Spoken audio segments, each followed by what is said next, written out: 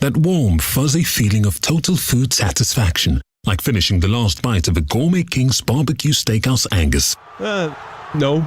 Correct. Burger King. That's food fulfillment. I need to get snacks. I need to get drinks. Should have done this beforehand. I need to get treats. Gotta find a BP. Gotta find a BP. Oh, my mates say won't like me. Gotta find a... Oh, there it is. BP is here for all your big game essentials. Plus, BP Me Rewards members can earn points to put towards great saves. Adam in the car 1, hungry mates 0. BP, here for all of life's journeys. BP Me Rewards card or app required. For full T's and C's, visit bpmerewards.co.uk. This tournament, prepare for greatness with William Hill. Get ready for last-minute winners, legendary goals, and straight red cards. Oh, what was he thinking? Win 25% more on every single game this tournament with Bet Builder Extra, online or in the app. Only from William Hill.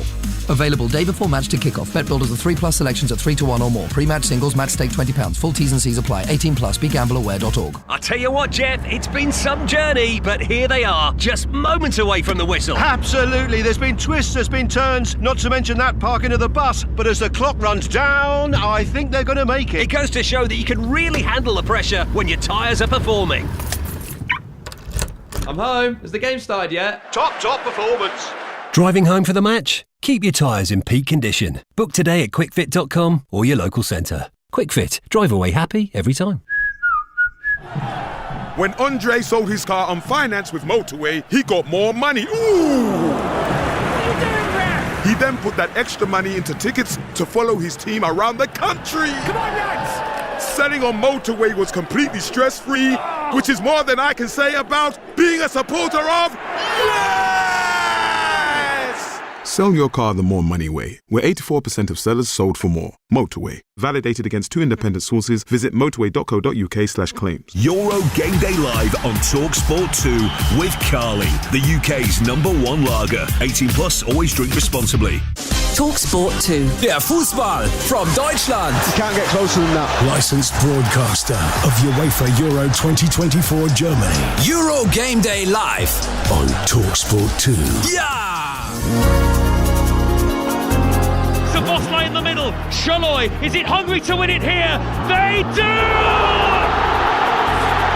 It's been turned in, and Scotland are heading home. Scotland are out of Euro 2024 on a night where dreams were supposed to be made and history was meant to be written.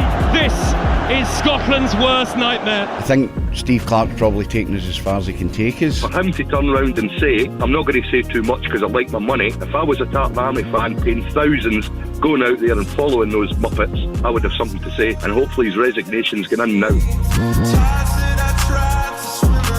Well, Scotland have gone home, and at least another one will be sent packing tonight. Could it possibly be Italy, the European champions? We shall see. The 2 final games in Group B take place this evening. There's one automatic place up for grabs and potentially a third-place qualification on offer as well. It's Italy against Croatia in Leipzig on TalkSport with Nigel Adderley and former England striker Dean Ashton. On TalkSport 2, it's group winners Spain against Albania in Dusseldorf with former England captain Stuart Pearce alongside Jim Proudfoot. Thank you, Adrian. Well, the established big hitters are staking their claims to glory with 3-time European champion Spain, the first country to make it through to the round of 16. But behind them, the jockeying for position intensifies, and Albania's dreams of a first ever appearance in the knockout stages of a major tournament rest on them avoiding defeat. A draw here in Dusseldorf would leave them hoping for the best, but if they can pull off one of the biggest wins in their history, they'll be through, and Italian hearts might be fluttering. The ball in left footed, and he does here, and it's headed in by Lacci, and Albania have the lead. I think we've seen enough from Albania to suggest that they will give Spain a decent game here. Morata one-on-one with the goalkeeper, and Alvaro Morata with a captain's goal slots Spain into the lead. You'd have to say that's probably the best 30 minutes of football that we've seen in the tournament in terms of quality. Spain booked their place as winners in the group of death in the last 16, but Spain all of a sudden are putting themselves in the shop window as potential winners of Euro 2024. Well, Spain's position on top of Group B is assured. That's given them license to make 10 changes tonight. Aymeric Laporte, the only man to keep his place. He plays because of an injury to Nacho. Jose Perez also injured. Rodri suspended. 8 of the Albanian side were born outside Albania itself, including right-back Ivan Baliu, who plays against the nation of his birth. We'll run through the two teams for you very shortly, but let's look ahead now to the action with Carly. Big match preview on Talk Sport 2 with Burger King. Bring home the ultimate food satisfaction. Get your favourites delivered now. And the former England captain Stuart Pearce is alongside me. Stuart, Spain, the side that have caught your eye most in the tournament so far? Yeah, it would be fair to say they are. They've made very light work of this very, very difficult group that they've been picked in. I think they've changed a lot of mentality in regard to favouritism. They were looked at as an outsider, Jim. I don't think they are anymore. Well, we were in Dortmund for Albania's opening game against Italy when they scored after just 18 seconds. What did you make of them? The Albanians, I thought they're on the front foot, very mobile, decent on the counter-attack, always in the game. The Italians never put them to bed, and I thought the Italians played extremely well first half. Longer the game went on, the more the Albanians come back into the game, and with their fan base, which is almost a home game for them in this stadium as we stand at the moment, they'll be roared on for 90 minutes. How did they approach this tonight, bearing in mind that a draw might be good enough, but the bottom line is they're going to have to win, really? I'm not sure you're going into this game thinking a draw and hoping a draw will get you through. For me, they've got to try and win the game. I'll be interested to see the mentality of the Spanish. The Spanish, if they play to their full extent, I think the Spaniards will win the game. As we've often seen with these type of occasions, when one team has got 6 points and qualified, they can lose a little bit of sharpness. Well, that was a look ahead to the action in association with Burger King. Big match preview on Talk Sport 2 with Burger King. Bring home the ultimate food satisfaction. Get your favourites delivered now. And the two flags are just being laid out in front of the tunnel. The Albanian flag, red with the black symbol on the front. The Spanish flag of red and yellow with the crest in the wider yellow band visible to the right-hand side. And the increasingly familiar triangular flags are extended in front of each goal as well. The giant mosaic of the trophy stands just above the centre circle, and the two sets of players will be out very shortly. Let's remind you of the two teams. Spain, David Raya in goal, Navas, Vivian, Laporte and Grimaldo, Zubimendi and Marino, Oyarzabal, Dani Olmo and Ferran Torres, with Joselu, the man leading the line, making his debut in a major tournament at the age of 34. For Albania, Strakosha in goal, Baliu, Ayeti, Jimshiti and Mitai, Ramadani and Aslani, Asani, Laci and Bayrami, who scored that very early goal against the Italians, and Manai is the man that leads the line.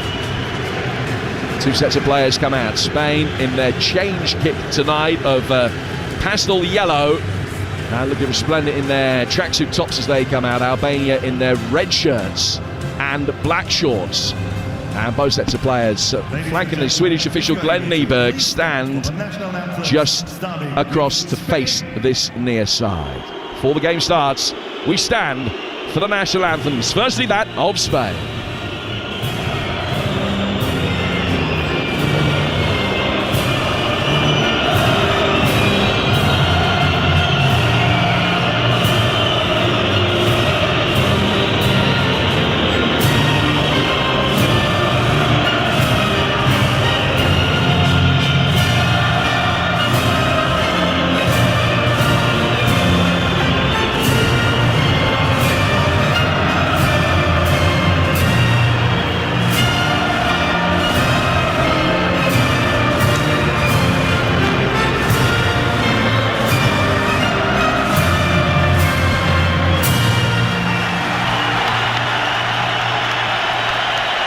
Spanish national anthem, La Marcha Granadera. And now the Albanian national anthem, the hymn to the flag.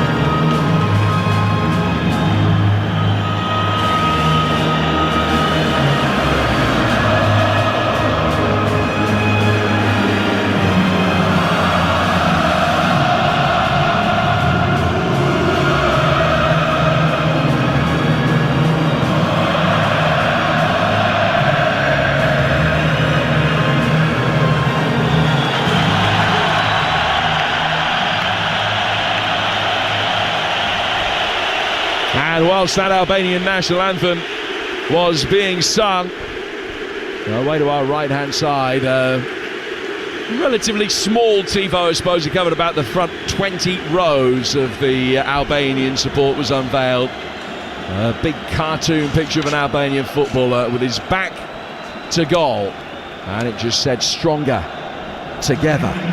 A reminder of the maths and who needs what. Spain have won the group. Italy, Croatia and Albania can take any of the positions behind them. For Albania to finish second, they need a win here, and they need Croatia to beat Italy live over on TalkSport. That's providing the Croatians don't win by 2 goals more than Albania. Draw for the Albanians could be enough for them to go through as one of the best third-place teams, but they would need the Croatians to fail to beat the Italians. They'd also need 3 other results to go their way over the next couple of nights. That sounds like a tall order. It could all happen. None of the results they need are remotely inconceivable. But a Spain win tonight and Albania are definitely out. We will, of course, keep you fully briefed with what's happening in Leipzig in the other game. You got the TalkSport app. You can swipe between the 2 matches to catch all the action as it happens. Merca Spiel Arena, a sea of red behind the goal to our left. The hotbed of Spanish support, but they're really outnumbered tonight. The vast majority of the 45,000 or so here behind the Albanians as they try to upset the odds. Pyro away to our right-hand side.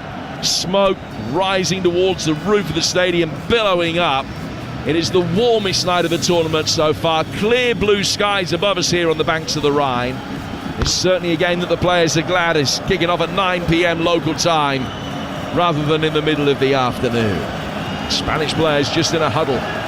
Away to our right-hand side, break away from that now. It is going to be Albania that will get us off and running, kicking from left to right in their red shirts and black shorts, and Spain in their changed kit of pastel yellow. Albania have only ever beaten top 10 opposition 3 times. Victory tonight would be the most famous win in their history. It's 9 years since they last avoided defeat against one of the game's big hitters, but their hopes of reaching the knockout stages for the first time depend on them holding off the much-changed Spaniards here in Dusseldorf tonight. Here's going to be Chazim Laci, who will get us underway with the first kick of the night. Albanians, as I say, kicking from left to right in the first half here in Dusseldorf in the northwest of Germany tonight. We're off and running. And a long ball pumped forward straight away. Albania have started both of the games they've played so far by getting on the front foot from the very off. And a Spanish player goes down over on the far touchline, claiming Jesus Navas that he should have a free kick, but it is going to be a throw to restart play. Delighted to say. Alongside me, as always, the former England captain Stuart Pearce. Stu, what are you expecting from tonight? Well, I think a lot of that depends on the Spaniards, really. If they're fully at it, the momentum they've got in the squad at the moment could be a tough night for Albania. But the longer the Albanians stay in the game, the more buoyed up their fans are going to be, the team are going to be. And as we can see now, they're on a heavy press at the moment and looking to turn it over from the Spaniards. It is the first time that this Spanish backline have ever played together. And I think Albania are hoping to ask a few early questions in that regard. David Raya was put under pressure. He and Thomas Strakosha at the other end, two Brentford teammates in the 22-23 season. Strakosha's got the ball at his feet now, and he pumps it forward, right-footed. Jesus Navas with an awkward touch. The break for Laci towards the edge of the penalty area. Shuffled wide out towards Bayrami. Albania have made a really good start here. Bayrami on the left-hand side of the penalty area. Right-footed ball inside the box. Trying to get the run from Asani attacking the edge of the penalty area. It was clear from him. Then Spain get it forward towards Joselu. But the outball for the Spanish, the former Stoke and Newcastle man, is well inside his own half. And he eventually, having controlled it, plays it back towards his own corner flag. Tannoy announcement, you can hear incidentally, is just a request to the Albanian supporters to stop using flares and pyrotechnics. Spanish will bring it forward, yet to really get a meaningful touch of the ball in Albanian territory. That is still 0-0. Yeah, they've been put on the back foot from the offset by the Albanians with their high tempo and high press. And when the ball come in there, Grimaldo, left back for Spain, done fantastically well defending the far post. Yeah, Grimaldo, who plays his club football here in Germany, not too far from here, just down the road in Bayer Leverkusen. He only made his debut back in November, but an integral part of the Leverkusen side that swept all before them domestically and nearly all before them on the continental stage as well over the course of this season. Here the Spanish will bring it forward again with Laporte. One player who kept his place in the much-changed side. Down towards Grimaldo. Left-footed out swinging delivery from him. Headed away by Mitai towards the edge of the penalty area. Then a touch comes from Zubimendi. And it's cleared by the Albanian midfielder Aslani. And he's done well to flick it into the nearest Spaniard and out of play for a throw that will be taken over on the far touchline. Live over on TalkSport right now. It's also 0-0. This one, 0-0 with 3 minutes gone. Albania against Spain here on TalkSport 2. Yeah, I think the situation we're faced, Jim, with third-place teams going through leaves everything open to the last game. And as we stand at the moment, any team in this group can progress into the next stage. Yeah, Spain have won the group, but the other 3 teams could all finish second, third, or fourth. The bottom line is, on a mind of a few mathematical subtleties, Albania know that they're out if they lose, and Croatia know that they're out if they lose against Italy over on TalkSport. And both games, as I mentioned, are currently 0-0. All play forward towards the edge of the Albanian penalty area again. They can recycle it well. Laci making a run through the middle of the penalty area. There was no cross forthcoming. Bayrami will turn away and feed Mitai. Mitai inside the box for Chazim Laci again. Out towards the left-hand touchline. Spain backing off and forced to concede a corner. Jesus Navas blocking the cross coming in from Aslani. And Albania looking for a concrete reward for this really good start. Yeah, I'm just comparing this game to the one we stood and watched last night, the Scotland-Hungary game. Both teams had to win that game yesterday, but you couldn't tell in their demeanour. In this game, even so early on in the game, first 5 minutes, Albania's intent to get on the front foot, high tempo, high press, is there for all to see. I think there is a sense that Albania tend to go off in games the longer they go on. So they have sped out of the traps here. In towards the near post, the corner, not the best. Laci trying to flick it on. It's come off the top of his head, bounces back out towards the corner taker. Slani turns it back forward again. Now, the Laci would have been offside. And the ball just runs innocuously through for a goal kick that's going to be taken by the Spanish goalkeeper, David Raya. Quick word about Jesus Navas. 38 years old, tonight playing the 926th game of his career for club and country. Recall for the National League, for the Nations League, I beg your pardon, last season after 4 years out of the picture. Last tournament appearance before tonight was in the semi-finals of Euro 2012.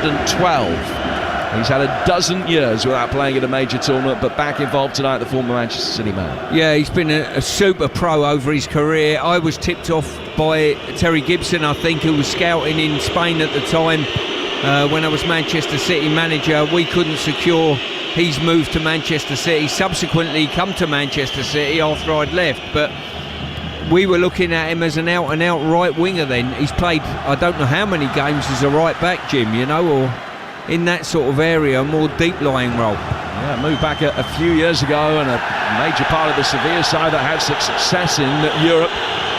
Spain bring it forward again towards the edge of the penalty area here, but it's knocked away very effectively by Jimshiti, the dark-haired centre-half at the heart of the Albanian defence, and the ball is rolled back to him now.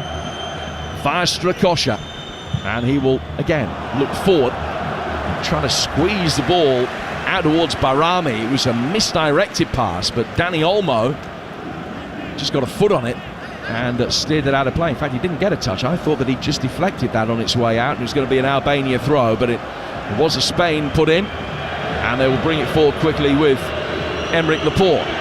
Mike Navas, a former Manchester City defender. Roll forward to the one-time Newcastle midfielder Mikel Merino. Merino checking on the left-hand touchline to his club teammate Zubamendi. Zubamendi square through the centre circle to Vivian, who's making his competitive international debut tonight. It's a relatively inexperienced Spanish side tonight, and Vivian certainly one of the young ones. Left-footed ball from Laporte. Out towards the far touchline. Cleared. Barami chasing after it for Albania. Vivian's got it again, and he will just control it and go back for David Raya. Raya is winning his 6th cap tonight for Spain. 4 from the back. 0-0 with 7.5 minutes gone here in Dusseldorf. Still 0-0 in Leipzig as well between Croatia and Italy. Ball inside the penalty area. Ayeti, the shaven-headed centre-half for Albania, gets it away. Picked up though on the left-hand touchline by Grimaldo. Grimaldo just trying to turn a little reverse ball down the left-hand side of the penalty area. It's very well defended by the retreating Chazim Lachi. He lets the ball run out of play, threatened that he was going to have to clear it, and then just with the deliberate miskick, lets the ball go over the line and out for a goal kick that the Albanians will take, and they've laid a very solid platform in this game so far, Stuart Pearce. Yeah, they certainly have. Similar in that start that we saw against the Italians in the earlier group match, but I think they want to keep the tempo high. The Spaniards will want to take the sting out of them with some possession play, but saying that, the Spaniards are quite happy when they do get it wide, they'll put it in the box and cause problems with their crossing. You're listening to Euro Game Day Live on TalkSport 2. It's presented by Carling, the UK's #1 lager, 18 plus. Please drink responsibly. And a reminder that tomorrow night we'll also have a choice of listening for you. This time tomorrow we'll be in Cologne for England against Slovenia, and Denmark Serbia, the other game of the group, will be live on TalkSport 2. Tell you what else we've got coming up for you tomorrow as this half progresses. The ball laid off by the left-sided midfielder Asani, out towards the Albanian touchline for the fullback Mitai. Quick exchange of passes with Barami in his bright yellow boots.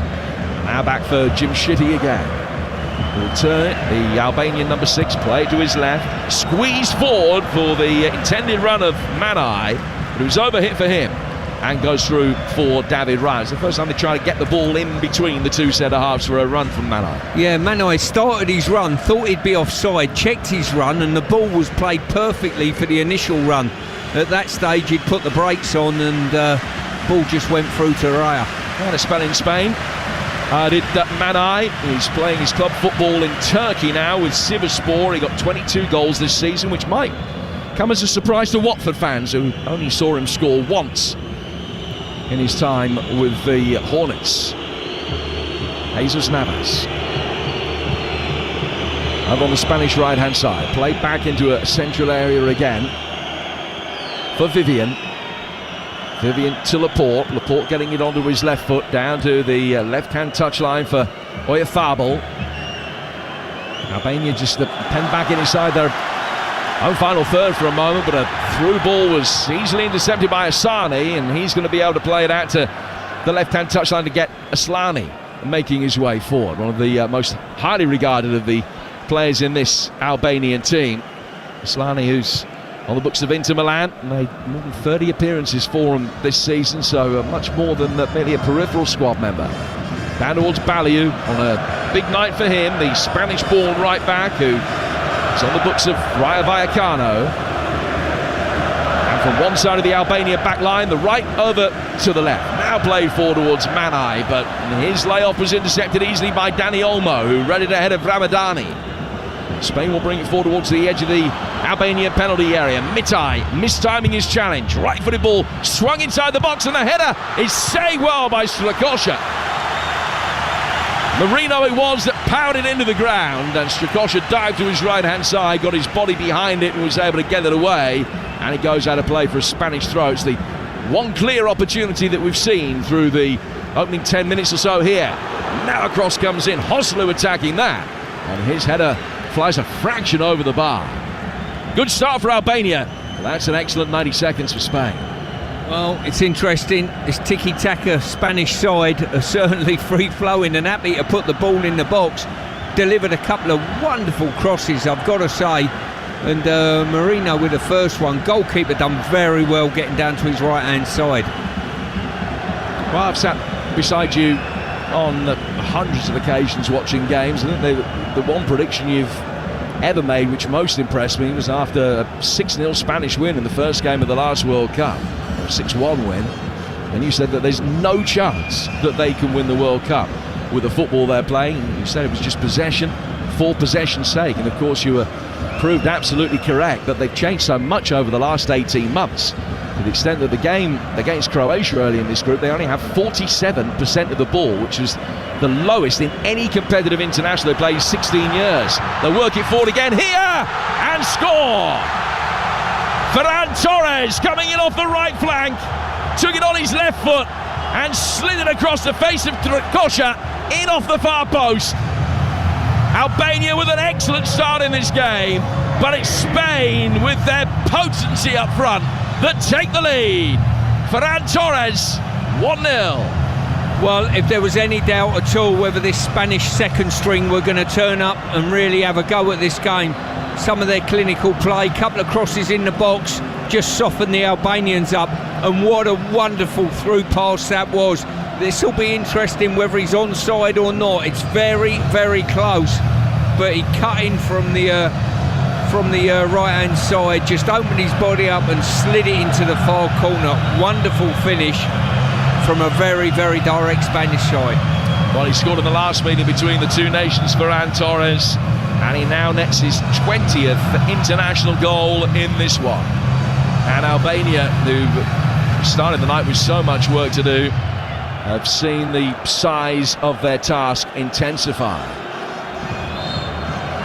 It was close to being offside, but he was on. The goal stands, and Albania cheered on by about 39,000 here in Dusseldorf have seen their contingent of the crowd broadly silenced. It's the Spanish fans you can hear now, with Ferran Torres with the breakthrough.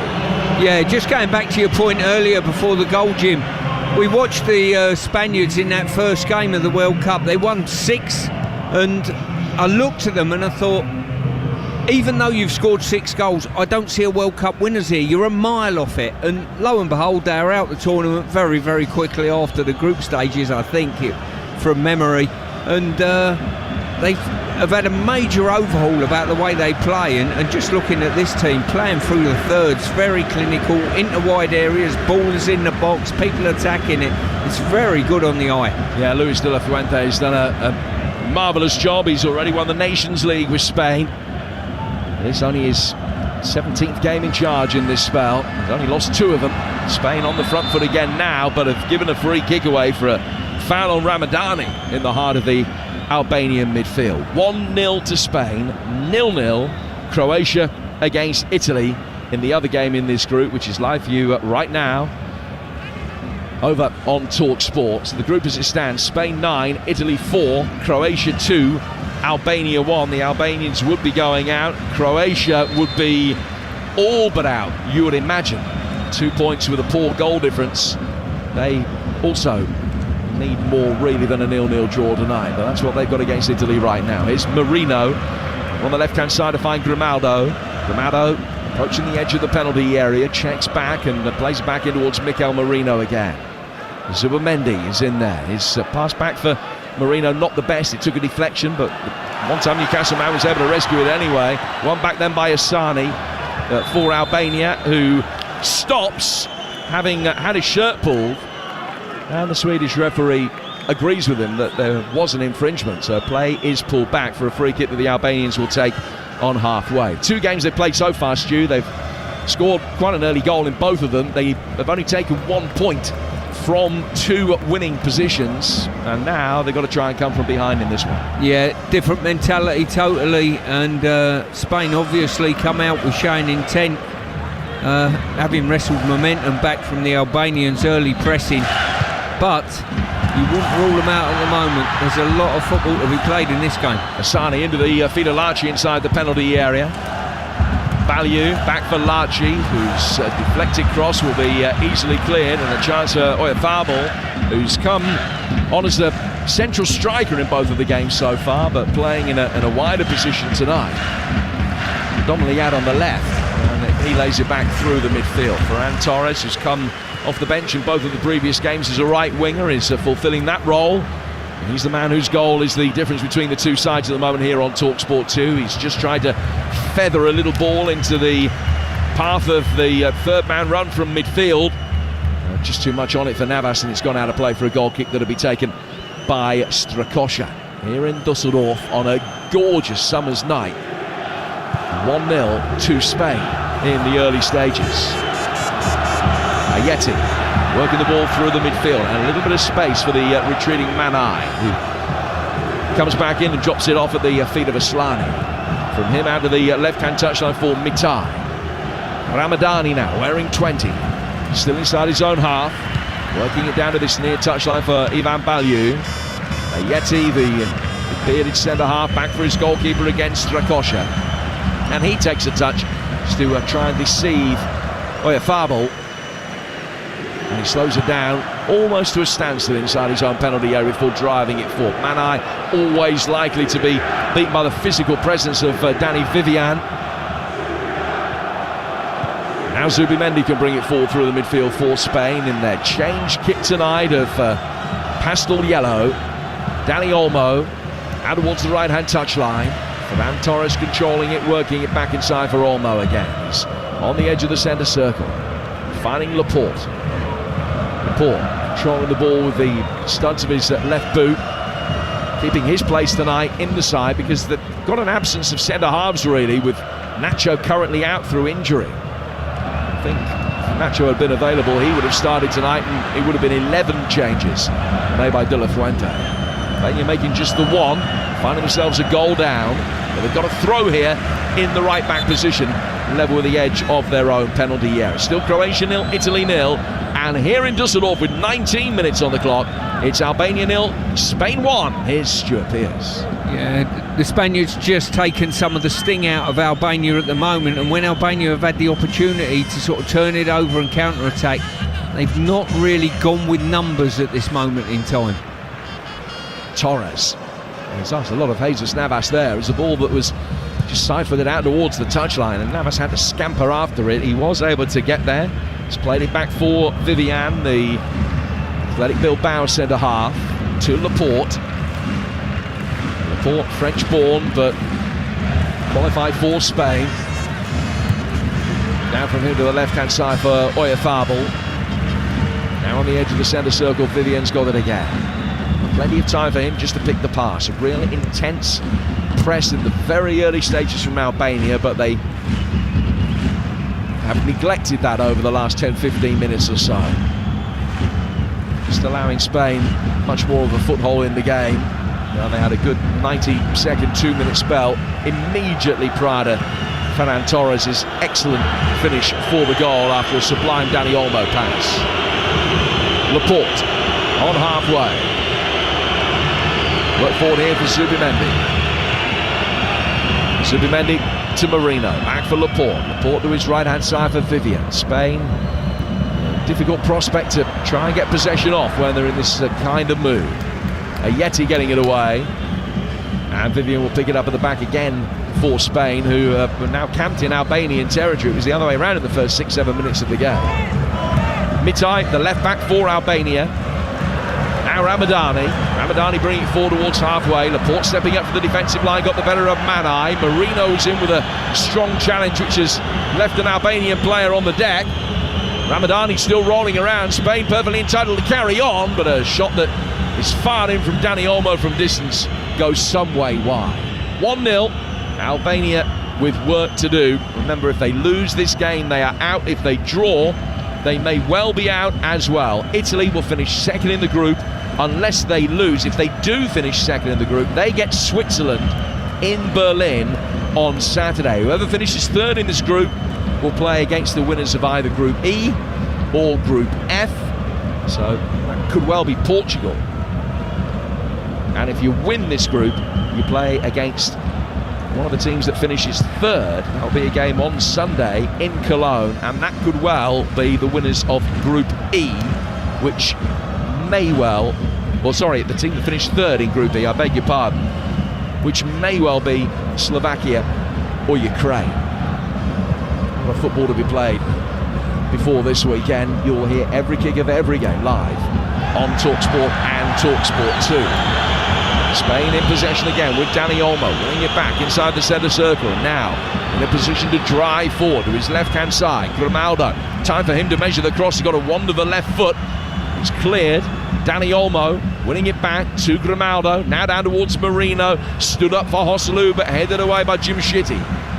Cleared by the Albanian midfield through towards Manai, who was fouled. It was a theatrical dive right in front of the referee. Once the contact had been made, but before the free kick can be taken, the referee's going to have to go out and see what the problem is for Aslani, who's gone down over towards the left-hand side. We're midway through the first half, and Spain good value for the 1-0 lead, Stu. Yeah, they certainly are. The longer this game's going on, I think Spain are in the process of breaking the Albanian hearts at present. One or two of the Albanians gone to ground rather cheaply and looking for a bit of charity off the referee. You're listening to Euro Game Day Live on TalkSport 2, presented by Burger King. Bring home the ultimate food satisfaction. Get your favourites delivered now. Albania taking the free kick. Aslani's in a position to continue. Dani playing it forward. Left-hand side, Barami, who got Albania off to such an extraordinary start in this tournament with that very early goal against the Italians. He's got it now down towards the byline, and he's just trying to shuffle his way inside the box, taking on Vivian. He couldn't beat him. Vivian will clear it. Joselu flicks it on towards halfway, but Albania will come again. Yeah, good defending by Vivian there. Probably nailed his player right to the byline, and there was nowhere to go. He only had one direction to go. Stood on his feet, took it off him rather comfortably. Back it goes from Asani. Play down the right-hand touchline again. Controlled neatly on the thigh by Laci. And he's won a throw. Silvinho, who is in charge of Albania incidentally, the Brazilian that took over in March of last year. He's got a winning record. He's also got Pablo Zabaleta and Doriva amongst his coaching staff, so familiar faces all round. Ball hoisted forward towards the edge of the penalty area by the Albanians, cleared easily. Oyafable down the left-hand touchline for Dani Olmo, who's been pretty heavily involved all over the place at the moment. He's won a free kick here, about 5 yards inside his own half. It's a low 5 of recognition from his coach Luis de la Fuente. And Spain continue to control this very ably. 1-0 they lead. Albania, bearing in mind they need to win. You can't clearly show your hand too early against a Spanish side like this, even a much changed Spanish team. But what do Albania need to do to try and get themselves back into this game? Well, I think on occasion when they have turned the ball over, there's almost a reluctance at the moment to get big numbers forward. When they have attacked, they've probably gone with 4 or 5 players, and there's always been 5 behind the ball. I think at some stage they're going to have to free up an extra body or two to get forward very quickly. Spain have got a corner. It's their first of the night, and Grimaldo is going to take it. Ferran Torres, the goal scorer, is offering himself for the short one. No one's deceived by that. It's inside the penalty area, flicked on dangerously. Hosselu coming out for it. Strakosha punched it away, just using the top of his hand really rather than the fist. But he got some good distance on it. Spain are able to recycle possession, but back on halfway. And Navas will play the ball via the centre halves down to the left-hand side for Zubamendi. Now he can bring it forward. Side-footed between the lines easily for Dani Olmos, having a major impact here. Chipped over the top. Clears the right-back Balliu. Down on the left flank for Ferran Torres. Torres giving an instruction to Zubamendi to work the ball quickly with Manai approaching. Went back towards Vivian. Now towards Ferran Torres again. A beautiful right-footed in-swinging delivery. Too close in the end of Strakosha. Comfortably claimed by the Brentford goalkeeper, and Spain continue to lead it 1-0 here on TalkSport 2. Yeah, from memory from the Italian game, the Albanians didn't particularly deal well with crosses in the box from set plays. Certainly I remember the first Italian goal, very loose with their marking, and to be quite honest with you, they've not got first contact in a lot that's come in the box already. Yeah, Yeti and Jim Shitty, the two centre-halves, one who plays in Romania, the other, the Swiss-born left-footed defender, Jim Shitty, who plays his club football for Atalanta. He was part of the side that won the Europa League this season. That extraordinary Ademola Lookman hat-trick got them over the line against Bayer Leverkusen, so Jim Shitty up against Grimaldo again here tonight, as he was that day. Throw to the Albanians will be taken right in front of the Spanish technical area. 0-0 in the Croatia-Italy game, though the Italians have just forced a really good save from Livakovic. That one remains 0-0. It's live view right now over on TalkSport. This one 1-0 to Spain. And Albania got it with Jim Shitty, but it just took an awkward little bounce in front of him, so as he tried to clear it, just hooked high up in the air rather than getting any significant distance on it. Well won back though by the left back Mitai. He's turned it inside his own penalty area. Didn't fancy it on his right foot, so had to turn back out again on his left, but he played it off Oyathabal and out for a throw that'll be taken by the Albanians in their left back position. Yeah, Mitai done very well seeing the run out, but when he was facing his own goal, a simple ball back to the goalkeeper would have been suffice. Instead he's got himself a throw-in his own corner flag. Albania are able to flick the ball on, and Bayrami is able to get on the end of the flick on. Vivian tracks him, played forward through the midfield for Larchi. Zubimendi ducked his head in bravely, knowing that Larchi was going to be raising his right boot towards the ball. Zubimendi won it. Albania get it back, but lost a little bit of territory in the process. Asani is put under good pressure by Grimaldo. Lays it back for a Yeti. In through the midfield for Ramadani. And now back for Strakosha again. Albania coming into this on the back of that 2-1 defeat to Italy and a 2-2 draw with Croatia, where Jasulu had scored an own goal in that game, equalised in the 4th minute of stoppage time. They were going out if they hadn't scored that goal. So he threw them a lifeline, but it's one at the moment they're unable to take, because the scores as they are tonight in Group B, the Albanians will be finishing bottom of the group and will be eliminated. Need a draw as a bare minimum. They really need to win this game to give themselves a significant chance of progression. Had a good start, but it's Spain that lead. They've been the better side since about the 8-9 minute mark. Got it on the left-hand side of the midfield though. Aslani getting it forward towards Larchi. Bounced off him really, it was poor control. Spain able to get it forward. Hosselu can't hold it up, and the Albanians win it back again. Larchi making a good run towards the edge of the penalty area. Space on the right for Asani. Play to him now by Balliu. Asani left-footed, he's put far too much on that. So curved it inside the penalty area, trying to pick out the run of Manai, who's not the tallest. He's certainly much shorter than the two centre-halves he's up against. Not likely to win much in the air, and nobody's likely to win that, because it was hit about 3 times as hard as it needed to be, and goes out of play for a goal kick that David Raya is going to take. Yeah, Albania just struggling with that final pass at the moment. Some of the build-up play's been okay around the sort of 40-30 metre mark, but when they've been in wide areas, the ball's failed to come in, or alternatively the final pass to free someone up. Well, we played exactly half an hour. Spain leading it with Ferran Torres' goal.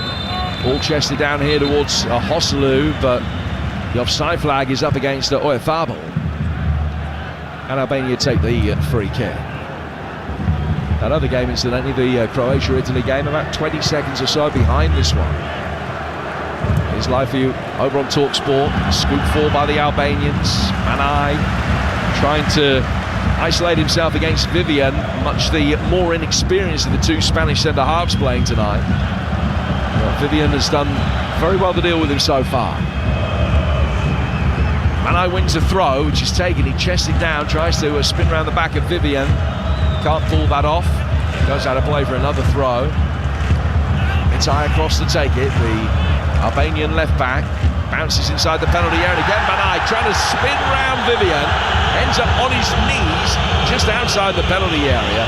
Vivian very disparagingly waves him back to his feet, and the Swedish referee Glenn Nibra says no foul. Yeah, I've got to say, I think on that occasion there was obstruction, at least, to be honest with you. Whether it was in the box or not in the box, I certainly think there was some form of obstruction there from the Spaniard. A number of bottles are being thrown down inside the penalty area in complaint of that decision, not at Spanish players from the Albanian fans, but just making a very visible point.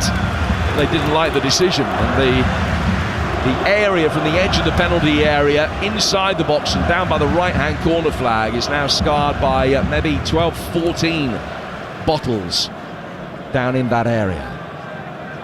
Spain will be able to bring it forward here. Oyarzabal getting towards the byline, getting it onto his left foot, pulling it back inside the box, and side-footed back, knocked away. And Albania have been on the back foot predominantly over the last 25 minutes and continue to be so here. There's good cohesion about this Spanish side, bearing in mind that it is very much the second string, that we won't have played too much together before, although I suppose in the odd 11 against 11 practice match in training, they might have played as a unit. Ball is over on the right-hand side for Navas, curved inside the area. Joselu, the target, headed away from him, brought down by Grimaldo. Didn't sit up nicely for a left-footed volley towards goal. And Oyarzabal misdirects a ball that was intended for Laporte and put it straight out for a throw that will be taken on the Albanian right-hand side. Silvino just hoping his side can hang in there to half-time, that there's no further damage. But at the moment there's very little sign of an equalising goal. No sign of an equaliser at all. It's that final pass, and probably on turnover of possession they need to be a lot more effective. Memory of them as they're a little bit more effective. Maybe that goal, that early goal, has dented the confidence a little bit of the Albanians. They've had 3 defeats in 2024, beaten by Chile and Sweden and Italy in the first game of the tournament as well. Spain, on the other hand, coming into this on the back of 8 successive wins in competitive internationals, which is some record. Last one 9 in a row back in the period between 2014 and 2016. It was a run that was ended by Croatia in the 2016 Euros. Spain on the front foot again, turning it forward, getting towards the byline, chipping it up inside the box. Strakosha will see it bounce inside the 6-yard box, but he knew there was no chance Oyarzabal was going to get there first. And Balliu sweeps up, clears his lines and puts it behind for a corner. Yeah, these little interactions from the Albanians aren't particularly helpful, you know. Manai received the ball to feet, he's gone to ground, claiming a foul, and decides to stay on the ground until basically the Spaniards get a corner at the other end. Now, when you see the replay of it, there was absolutely nothing in it at all, and that level of honesty won't help their side whatsoever. Corner taken short by the Spanish, who've had 60% of the possession so far. They've had all 4 shots in the game. Albania yet to muster a single attempt on David Raya's goal. He gets a touch of it now. Spain from the corner worked it steadily backwards. Raya fielding it about 10 yards outside his own penalty area in a very central position. Displays it to his left-hand side for Laporte. And Laporte is able to work it forward towards Grimaldo. Laporte gets it back again. And controlling it, plays it past Laci, down towards Vivian, and Vivian goes out towards the right flank for an opportunity for Jesus Navas to bring it forward.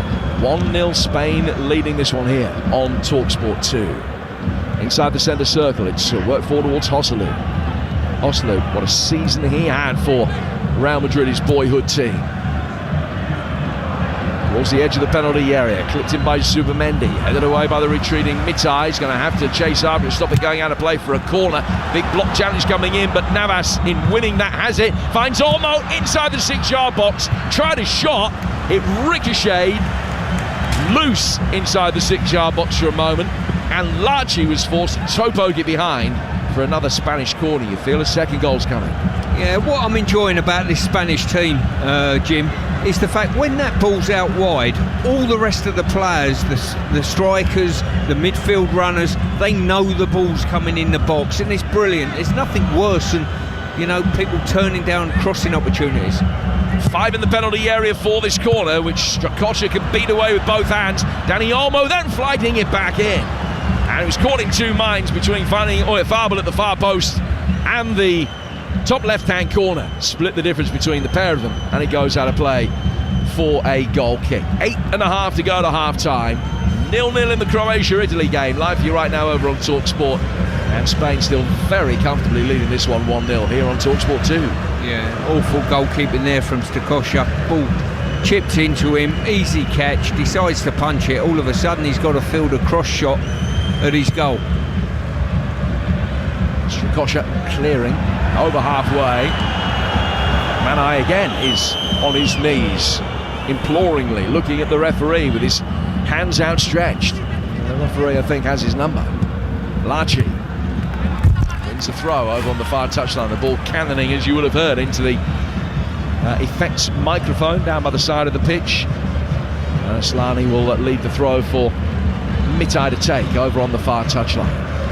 Albania have played 55 games in their history against sides who are ranked in the top 10 of the world. They've won only 3 of those 55. The first one coming against the then European champions Greece back in 2004, and then they had 2 in the space of 12 months.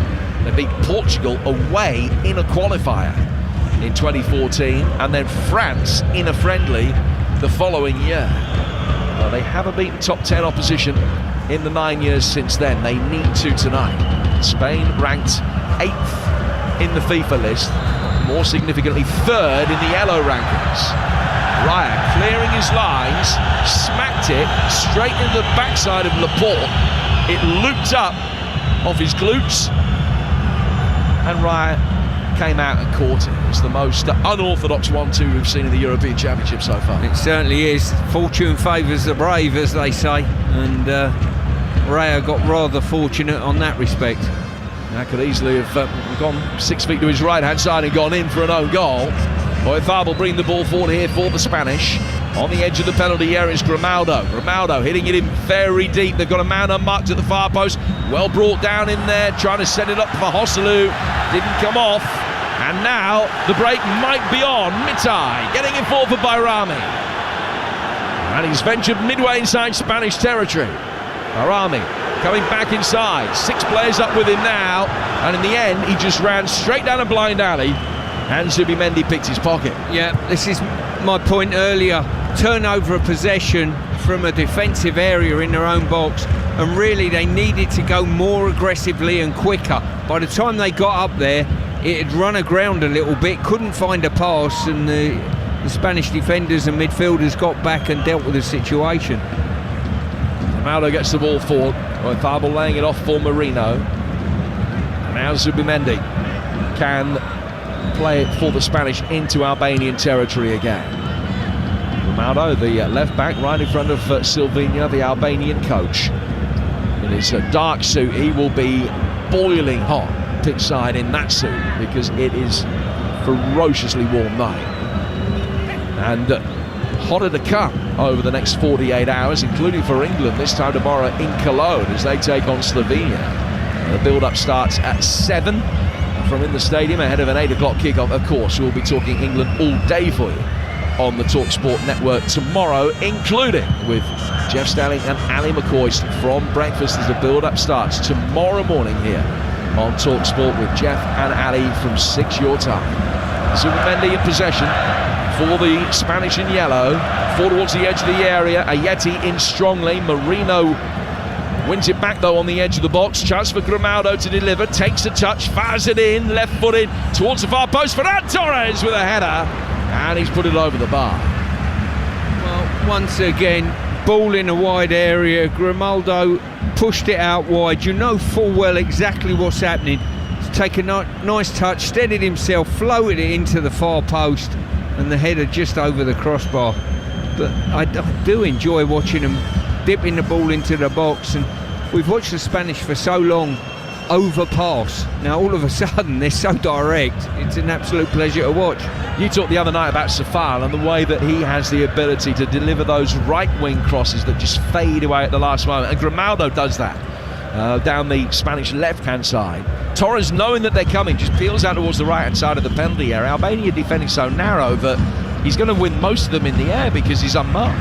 Yeah, he certainly is, and as I say, it should be the stock ball of any wide player, whether it be a winger or a fullback, just curling round the ball, fading it away from the goalkeeper and encouraging your forwards to come onto it.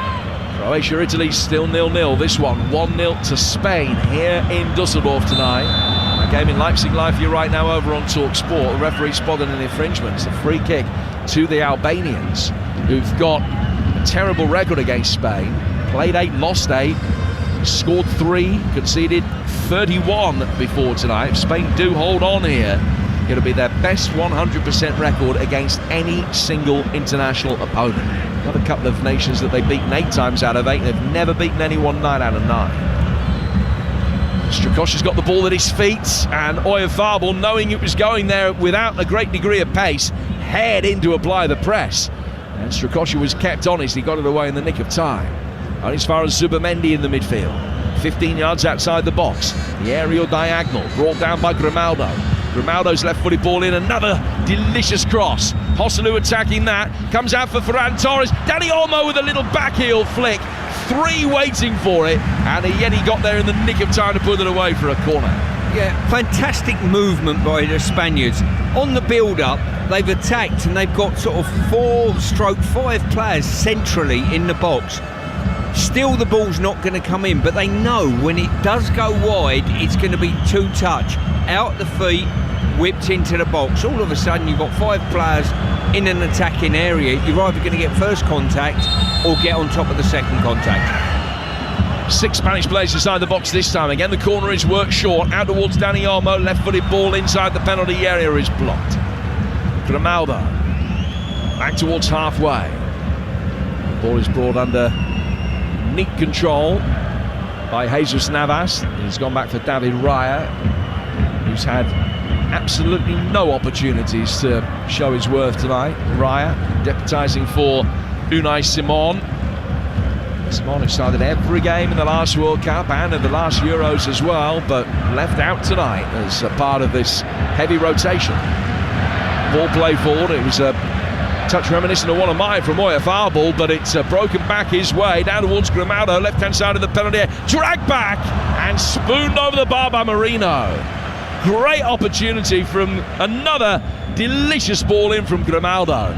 Everybody expecting that deep ball again, just pulled it back 15 yards out to the unmarked Marino, but he couldn't hit the target. Yeah, if you stop the action when that ball's played in the box, Jim, there's 5 Spanish players in the box looking to get on the end of it. That is impressive. Ramadani getting the ball towards halfway for Albania. Mana, who's a precious little opportunity, links up the play well there, but I wonder whether it might be in Silvino's mind that he'll bring Armando Breuer on. Now, the Chelsea man started the first game in this tournament. Mana has started the subsequent 2. Jim Shitty out of the left-hand touchline again for Albania. Better ball in this time, too high for Manai, but he timed his run well. Now breaks on the edge of the area. Good save from Raya, diving to his left-hand side. Really well struck by Aslani. It's the first save that Raya's had to make. He was at full stretch to get his hands behind it and fall on the rebound. Well, the ball broke on the edge of the box to Aslani, and he has absolutely belted it. And Raya, great agility, launched himself to his left, got a double parry to it and kept it close to himself. He's only scored a couple of goals for Albania. Aslani, that was really well hit. And It comes as the game goes into stoppage time at the end of this first half. There's just going to be 1 minute to be added, but Spain on the front foot in it. Joselu, left-hand side of the box. Little drop of the shoulder, works the angle, drags the shot wide of the near post of Strakosha, and out of play for a goal kick. Yeah, first opportunity there for a long time in this game from the Albanians. A wonderful strike, dealt with, but the Spanish replied with a breakaway of their own, and Joselu just pulled his shot across the near post. So a goal kick that Strakosha will take, right-footed, over the halfway line. It's the Ferran Torres goal in 13 minutes. That's the difference between these two. And that sees us through to half-time. Spain, already knowing at the start of the night that they were going to be winning this group. It's all a question of what happens in behind them. Albania know that a defeat will eliminate them, and at the moment, they find themselves behind here on TalkSport 2. Stuart, what have you made of that first 45 minutes? Well, an early start.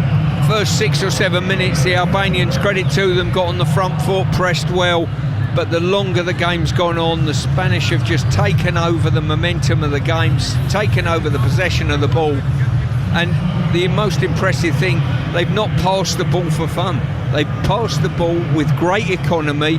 They played brilliant through passes behind the back line, one scoring and getting the goal from. And more importantly, they put some wonderful balls in. They play it out wide. It's no more than 2 touch out wide. Out your feet, it comes in the box, and there's numbers in the box. And they've looked very, very effective playing that way. They are playing against a side who, in terms of the rankings, are the lowest seeds in the entire tournament, Albania. But they've proved over the last 10 years that they can punch above their weight, that they're very game, and we've seen that in patches in this tournament here as well against Italy. Does this prove that the side that you described as the best that you've seen so far over the last 10 days also have the strength in depth? That was a question mark whether they had that with a young squad, but it looks from what we've seen tonight that they do. Yeah, I think they played extremely well. I think you mentioned it in commentary. They've looked seamless. They look as though they're comfortable in each other's company on the football pitch as a team. They know exactly what they're doing. They know when the ball's out wide, it's coming in the box, you know, so I've got to make the box. They're making the box in big numbers, and they're a pleasure to watch at the moment. The plus for the Albanians, it's only 1-0. So why it's only 1-0, they've still got an opportunity.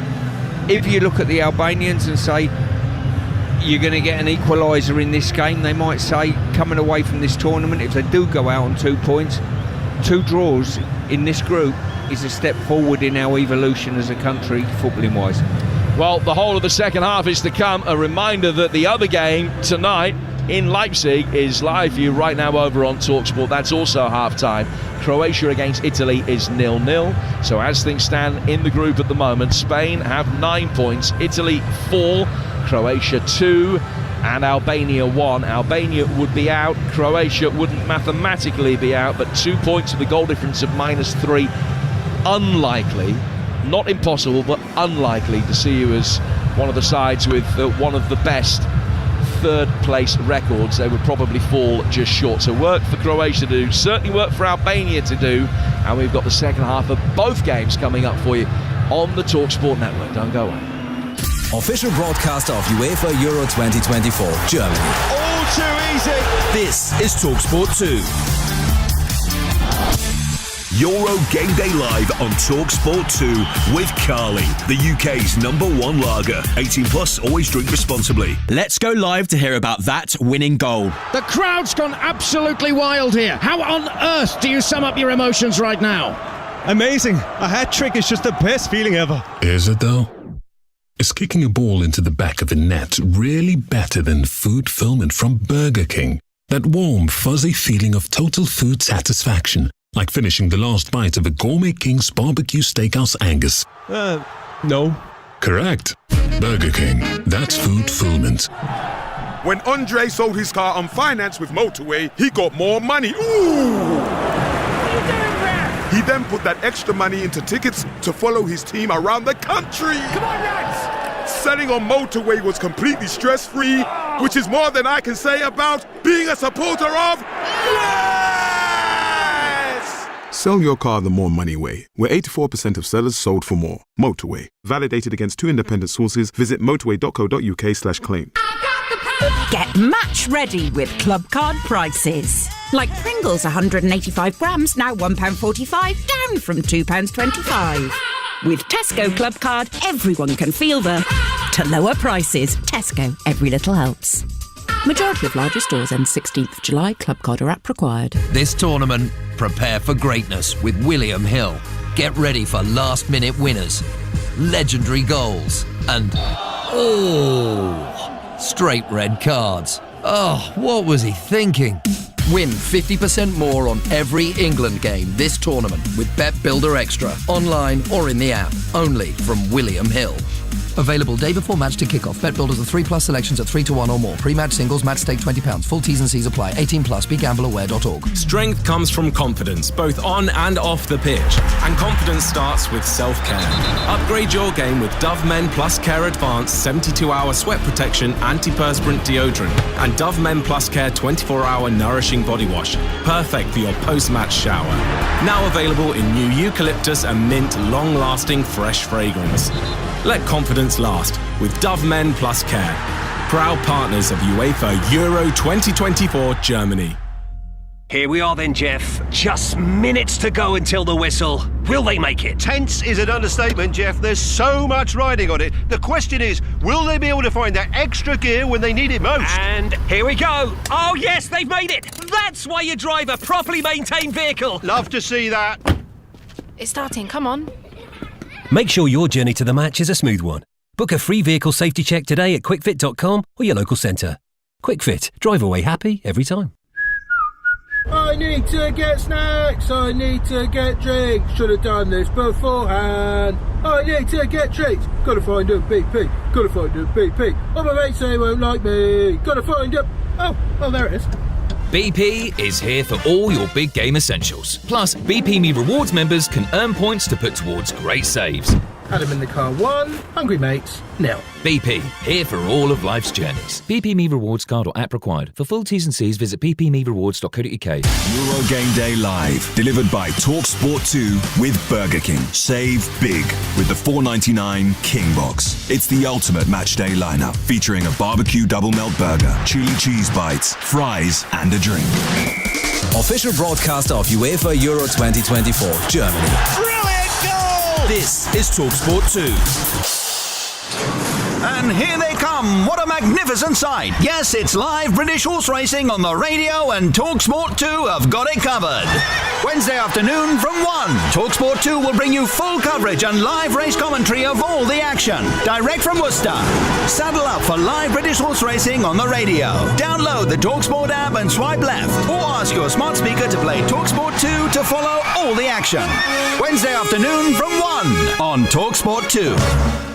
TalkSport 2. Bigger, better, bolder. Zieh rüber! Licensed broadcaster of UEFA Euro 2024 Germany. Euro Game Day Live on TalkSport 2. Welcome back to Dusseldorf, the second half of Albania, Spain to come here on TalkSport 2.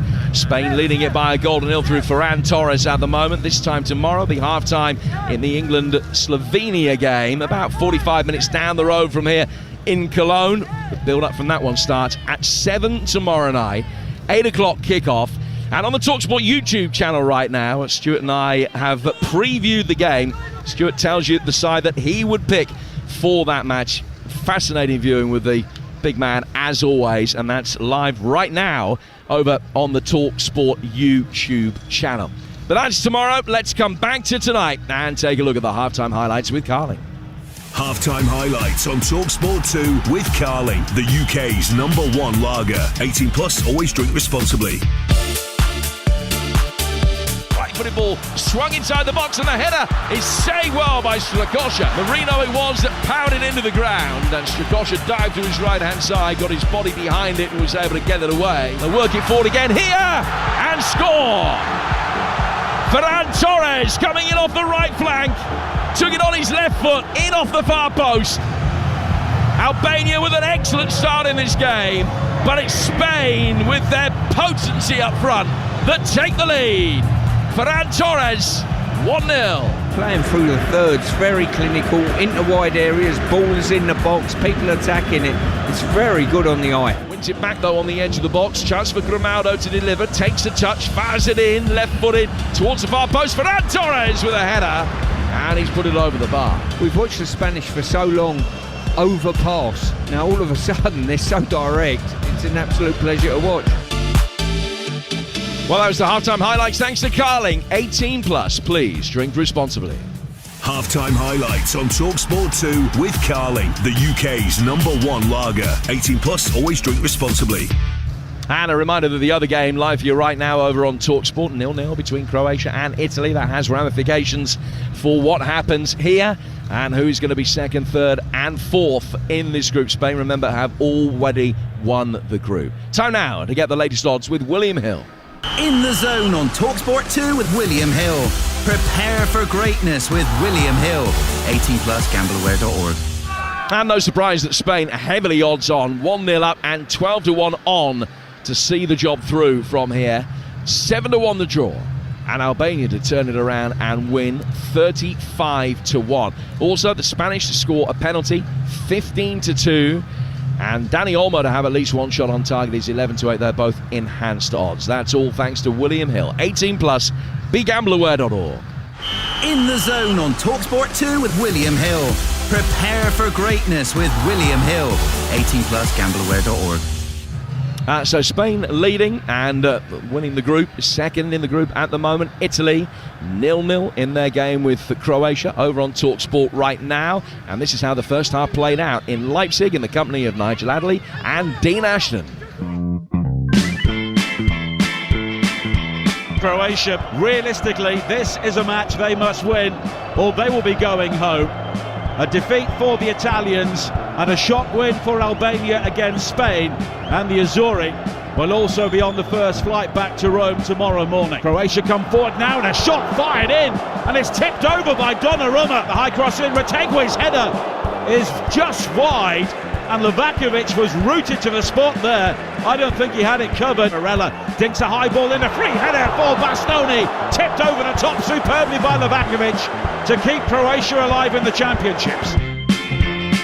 And so that's 0-0. They'll be starting the second half very shortly. The group as it stands right now, Spain 9, Italy 4, Croatia 2, Albania 1 in terms of who will play who. If you win the group as Spain have, you get a team that finished third, probably will be the team that finished third in Group E. That's not definite yet, but then if they win that, a potential quarterfinal against Germany. Runners up in this group get Switzerland, and if you finish third in this group and your record is good enough, which Croatia's may well not be at the moment, you get the winners of Group E or Group F. We'll be finding out how things unfold over the next 45 minutes or so.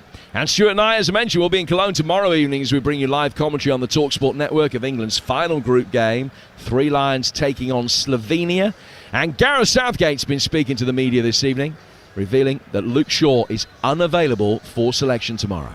Luke's the only one that is not really available. He'll possibly change with the team tomorrow, but he's not quite ready to be involved in the game yet. We've always known that we are one of the teams that could win the tournament, and we also knew that Spain, France, Germany, Portugal, you've only got to look at the squads and the quality of players. You look at Croatia, who have to win tonight to stay in the tournament. That's the level of this competition. It's incredibly high. So we haven't changed our objectives, what's possible. We know to do that, we've got to find a different level to what we've shown so far. But I'm expecting that we'll do that. And England going into that game, of course, 2 points clear at the top of the group. Denmark against Serbia. The other game tomorrow night will be live for you contemporaneously on TalkSport 2. Stuart, what have you seen from the way that Spain have played tonight that you would hope to see in 24 hours' time from England? The directness, I think the energy to get players in the box, the ball when it goes into wide areas coming in the box, so the rest of the team know, look, I have to make the box because that's where the ball's coming from. And you've only got to look at Jude Bellingham's goal for England, ball out wide into the box, runs into the box and delivering. And that's the sort of thing, that high energy running towards the opposition's goal, I think is vitally important for us tomorrow, Jim. Well, England will win Group C with a victory over Slovenia. It is live on TalkSport. Build-up starting at 7. Denmark against Serbia, which could become highly relevant, be live on TalkSport 2. Before those games tomorrow, incidentally, the concluding fixtures in Group D, with the Netherlands, France and Austria all with a chance of winning the group. Netherlands-Austria on TalkSport from 5. France-Poland on TalkSport 2. So 2 games for you on your way home from work tomorrow. A change being made by the Spanish at half-time ahead of the second half of this one. And Robin Lenormand, the Real Sociedad French-born centre-half, has come on to replace Aymeric Laporte. So Laporte, the one player retained, taken off at half-time, and Lenormand on to replace him. That's the only change that either manager has made. Albania, red shirts, black shorts, will kick from right to left. Spain defending the end of the stadium here in Dusseldorf that houses their pockets of support. The two sides lining up as follows. Raya in goal for Spain. Navas, Vivian, Lenormand and Grimaldo. Zubimendi and Marino. Oyarzabal, Dani Olmo and Ferran Torres. And Joselu. Albania, Strakosha in goal. Baliu, Ayeti, Jimshiti and Mitai. Ramadani and Aslani, Asani, Lachi, Barami and Manai. Referee Glenn Niebuhr from Sweden. Hasn't got anybody in the book as yet. Ferran Torres on 13 minutes, the only man on the score sheet. Now the Swedish officials just waiting for the signal from the match manager to get this second half underway. They'll be just doing everything they can to choreograph the starts of the 2 second halves, this game and the game in Leipzig, which is live for you right now over on TalkSport. 1-0 Spain leading here. And 0-0 in that game as well. The referee, having got everybody out early, just forced to wait a while. Just explain the situation now to Joselu, who scored those 2 goals off the bench in the Champions League semi-final second leg against Bayern Munich earlier this season. 2 goals in 3 minutes. What an Indian summer he's having to his career. Only made his international debut last year, a couple of days before his 33rd birthday, and now featuring in a major international tournament for the very first time. I imagine this would be quite frustrating for the players, Stu.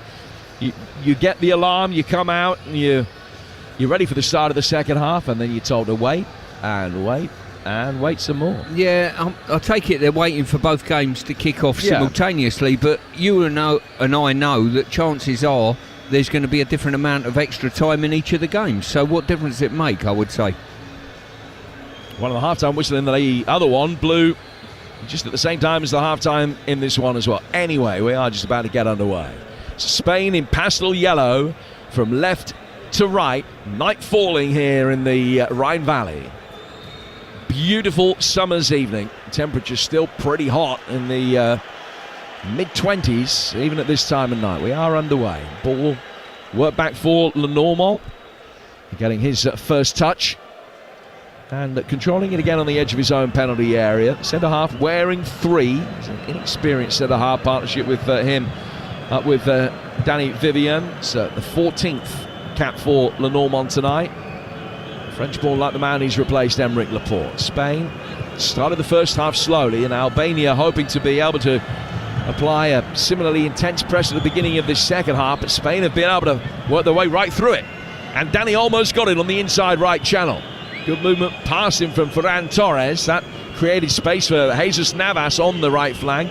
Back from him to Zubimendi. Now Vivian. The left-hand side of the midfield for Grimaldo. Good movement coming in off the left-hand side from Mikel Merino. Spain making their way forward steadily. It's more like the old Spain just for a moment, but now there always is the risk that they can go up through the gears. They work it quickly out towards the right-hand side for Jesus Navas. No longer is it Spain playing hundreds of passes to wait for the perfect moment to provide the clinical pass. Much more direct than so many Spanish sides which have preceded them. Direct with a purpose though, rather than for the sake of it. Here's Grimaldo on the left flank for Spain. Left-footed ball swung inside the area and volleyed just wide by Joselu. 50 passes in the move, and then when the ball comes in, Joselu, off balance, acrobatically, fires a left-footed volley just past the post. Once again, the Spaniards holding their width on both sides, full-back and wide player, as wide as you can possibly get. When it turned up in that wide area, whipped in as per normal, two-touch. And Joselu really unfortunate with an acrobatic hook. That clearance comes from the right-hand side from the goalkeeper. Headed on by Manai. Then headed down through the midfield. Flicked on by Dani Olmo. Dani Olmo playing it back. Worked down to the heart of the Albanian back line. And on the left-hand touchline, it's worked back through. Once more by the Spanish Marino. Trying to get it in. And Strakosha can come out and is able to claim it just on the penalty spot. 2.5 gone in the second half, and it's still 1-0 Spain. Well, Ballyhoo done really well there, just seeing out the run, but he left it for his goalkeeper. Unfortunately for him, his goalkeeper didn't leave it for the centre forward to run in and tap into the goal. And at this moment, it looks as though Albania are going to have to get a goal against the run of play in some way, shape or form. I just wondered at half-time, Jim, whether Brozier might come on to offer a little bit more pace, a little bit more physical prowess as well. Manai not offering a great deal at present. Jim Shitty over the halfway line, play forward through the heart of the centre circle. In terms of possession in the first half, it was 61-39 in Spain's favour. Albania probably need to up that by a couple of notches, get themselves back into this game. Remember, a draw still might not be good enough. It will be, as things stand, be enough to get them back above Croatia and into third place in the group. They're currently bottom of the group. But realistically, this is a game they need to win. A draw might end up being good enough, though, if other results go their way. They would need Slovenia to lose to England. They need Georgia not to beat Portugal. They need the Czechs not to beat Turkey or have a higher scoring draw than Albania do tonight. So it could happen. Spain bring it forward, though. Dani Olmo in towards Joselu. Just waiting for the pullback. Albania are able to bring it away again towards the edge of the centre circle. Down to the left-hand side. Long crossfield ball. Nice pass by Aslani. Out of the right-hand side of the penalty area. Aslani getting it back. Right-footed effort. That is blocked. Comes back outside the penalty area again. Asani down the right-hand side of the box. Laci turning, clipping it inside. Headed away by Vivian, who's had a good night tonight on his competitive debut. And now Dani Olmo can lead the counter-attack, scything his way through. Strakosha was off his line. He's gone for goal from 55 yards, but he didn't get anything like the elevation that he needed. And he goes straight through for the goalkeeper. Yeah, he done super there. He drove past two players, got his head up, but he's just stretching for it, really. Couldn't get any elevation, as you rightly say. Just prior to that, the Albanians, good build-up play, good counter-attack. Once again, that final pass just lacking. Albania will try and play forward from the back with Aslani. Chipped over the top by Ayeti, and it just goes all the way through without causing the Spanish any problems at all to David Raya. He will then bowl it once, bounces on the edge of the D, and it will come forward through the midfield. You're with TalkSport 2 here in Dusseldorf tonight. Jim Proudfoot, former England captain Stuart Pearce talking through the action. Spain leading 1-0, really good value for it, but the Albanians still in with a puncher's chance of being able to do enough to keep themselves in the tournament, certainly beyond tonight. Maybe beyond the next 48 hours as well. They've given away a free kick here. The left back Mitai has just gone in a little bit over exuberantly, and it's a free kick that Spain will take on their right-hand touchline. Stu? Yeah, referee's just coming over to have a word with Silvino. I think one of his staff has protested a touch too much. I think he's just been booked for it. There's a yellow card around the fourth official, Mikola Balakin from Ukraine, is having a word with Silvino as well. Silvino wagging his finger, not happy that he has picked up that yellow card. The first person to have his name taken tonight, and it is the Albanian head coach. Barami, wearing 10 for Albania. Down towards Mitai, turn beautifully back through the midfield. All of a sudden Albania can come forward in a little bit of space. Played out to the right flank once more. Asani coming towards the edge of the penalty area, onto his left foot, checks. I think he'll want to get it back onto his left foot again. Now he does get the cross in, but it sails over Manai's head, headed away by Navas, and is going to be brought down. And inside the centre circle is one back, and Jim Shitty, the Albanian captain, the Atalanta defender, can work it forward again. Mitai back to Aslani. Aslani towards halfway for Ramadani. Through the centre circle again from Ayeti. Ayeti to Asani. Better possession this from Albania, although a lot of it is within 10 yards of the halfway line, either side of the halfway line. Ayeti's got it again now, and goes back to his goalkeeper, and it's chipped right-footed by Strakosha. Strakosha to the edge of the box, played forward by the Albanians, who've dominated possession over the last couple of minutes or so without yet being able to force another save out of David Raya. Yeah, just looking at the Albanians there on their build, there's no players sort of looking to spin in behind. I think Manai there just attempting to do so, but they need to do a little bit of that just to stretch the Spanish backline, then they might receive defeat a little bit more readily. Marino knocking it square. 8 minutes gone in the second half here on TalkSport 2. There's still no change in the scorelines in either game. 0-0 in Leipzig over on TalkSport, 1-0 here to Spain, although Croatia do have a penalty in that game. Live for you right now over on TalkSport. If you've got the app, you can easily swipe between the two. That'll be a real game changer. Penalty to Croatia, but still 0-0. Spain with possession on the edge of their own penalty area. Lenormand back to his goalkeeper, David Raya. Out from Raya to Vivian, and back again. And now play forward towards Zubimendi, and back again. And it's much more measured at the moment as far as the Spanish are concerned. Inside the centre circle, Zubimendi's got it, and he will be able to turn easily. Hosselu just drops off the the forward line, comes back inside the centre circle, chips the ball down towards the far touchline. An opportunity to bring it forward now for Zubimendi. Albania have dropped back into a much more resolute defensive shape, not quite as open as they were. Played forward again towards the edge of the box, and should be easily cleared. And now Aslani inside the Albanian midfield works it down for Mitai. Back towards the edge of the box. And out towards the right-hand side once more. That penalty, incidentally, has been saved, but I think Croatia, from the next phase of play, have scored. Luka Modric, and Croatia lead by a goal to nil. That is a huge game changer. Tell you the ramifications in a moment. Barami trying to bring the ball inside the penalty area, and Spain are going to be able to bring it away.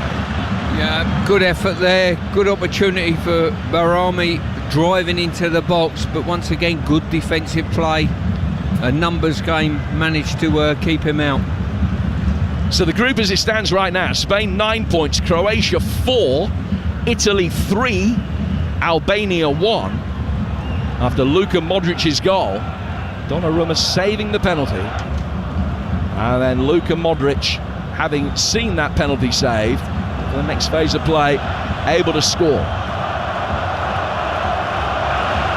So Italy down in third place at the moment. If Albania now turn this around, Italy will be out. I wonder if it would be in the Spanish minds to let that happen. Navas back inside his own half, 15 yards inside his own half. The ball goes all the way back for his goalkeeper again. It's a little bit of shadow boxing going on in the last couple of minutes here. Yeah, as I say, it looks a big ask at this moment in time for Albania to get back in the game, even on level terms, let alone turn the game round to win it. But you just never know. A goal out of nowhere, all of a sudden we got a game on. Spanish have it on halfway. Hosselu has dropped back again towards Marino. Marino on the edge of the centre circle was caught by Manai. Referees played the advantage. Down he comes towards Jesus Navas. Navas level with the edge of the box. Right-footed ball swung inside the penalty area. Hosselu goes down inside the box under a challenge from Balliu. No foul. Balliu's going to be able to bring it away. No real complaints from Hosselu that he was fouled. It's a 1-0 Croatia lead Italy. The Italians making a change. Chiesa coming on to replace Di Marco in that game. And 12 minutes in here, it's still 1-0 to Spain. I think Manai has probably made his last interaction there. Ball got played up to him. He's run under the ball, been taken under it. No real action to attempt to retain it, and I think that's his night finished. Yeah, it looks as though he's run himself into the ground. Breuer would be the natural replacement for him. Spain still in possession. Played out to the far touchline. 5 yards from the edge of the penalty area. They work it back again through the midfield. So every Albanian player, goal side. Spain a little bit more recalcitrant and getting the ball inside the penalty area early. Almost as if they're a little bit more content now to sit on the lead than they were before. Now Marino can get it out wide. Grimaldo with a low ball in towards the near post. Dani Olmo trying to sweep it towards goal. Second bite of the cherry, chips it up for Ferran Torres with a header. Strakosha doesn't know whether to come out or not. Elects in the end rightly to stay back, and Jim Shitty will be able to clear. And it goes into the Spanish dugout and out of play. Here's the change. Manai off. Armando Breuer, the Slough-born striker, who started against Italy on the bench for the last game and for tonight, and he's going to come on for about 35 minutes of playing time here. Well, I think Manai's been very, very poor tonight. No physical prowess up front. He's been bullied, he's been cajoled, and he's been too lightweight, to be honest with you. Now they've got a potential physical presence, and certainly somebody that's got the ability to get turned and go past anyone. Has scored 5 international goals in his career, Armando Breuer, but only 1 in his last 9 games, which came against Liechtenstein. Raya played out from the back for Spain. Croatia leading 1-0. Spain leading 1-0. Croatia would finish second in the group, and Italy third as things stand at the moment. Albania would be going out. Good work down the left-hand side of the penalty area from Grimaldo, standing up a ball towards the back post. Shitty heads it away, and then is volleyed further clear by Aslani. Breuer chasing after it and just forces Vivian into a hasty left-footed clearance, which goes all the way through to the Albanian goalkeeper Strakosha. Yeah, even that little bit of turn of pace from Breuer put a bit of panic in the back line of the Spaniards, to be honest with you, and they need to feed him to his feet to get him turned. On the right-hand side of the box, the Spaniards can bring it forward again. Ferran Torres, the man whose goal is the difference between the two teams at the moment. Recycling it through towards Jesus Navas. Now brought down by Zubimendi. Zubimendi working it forward. Getting it back from Marino. Spain down towards the right-hand side for Ferran Torres. It's the Albanian fans that you can hear bouncing up and down the way to our right-hand side. Very animated, the Albanian supporters, as we've been mentioning here in Düsseldorf, in their tens of thousands over the last 48, 72 hours or so, in readiness for this game. They still trail 1-0, but the sense that Croatia might have thrown them a lifeline, but Albania need to turn this around. It could yet be an extraordinary night where the European champions end up being eliminated.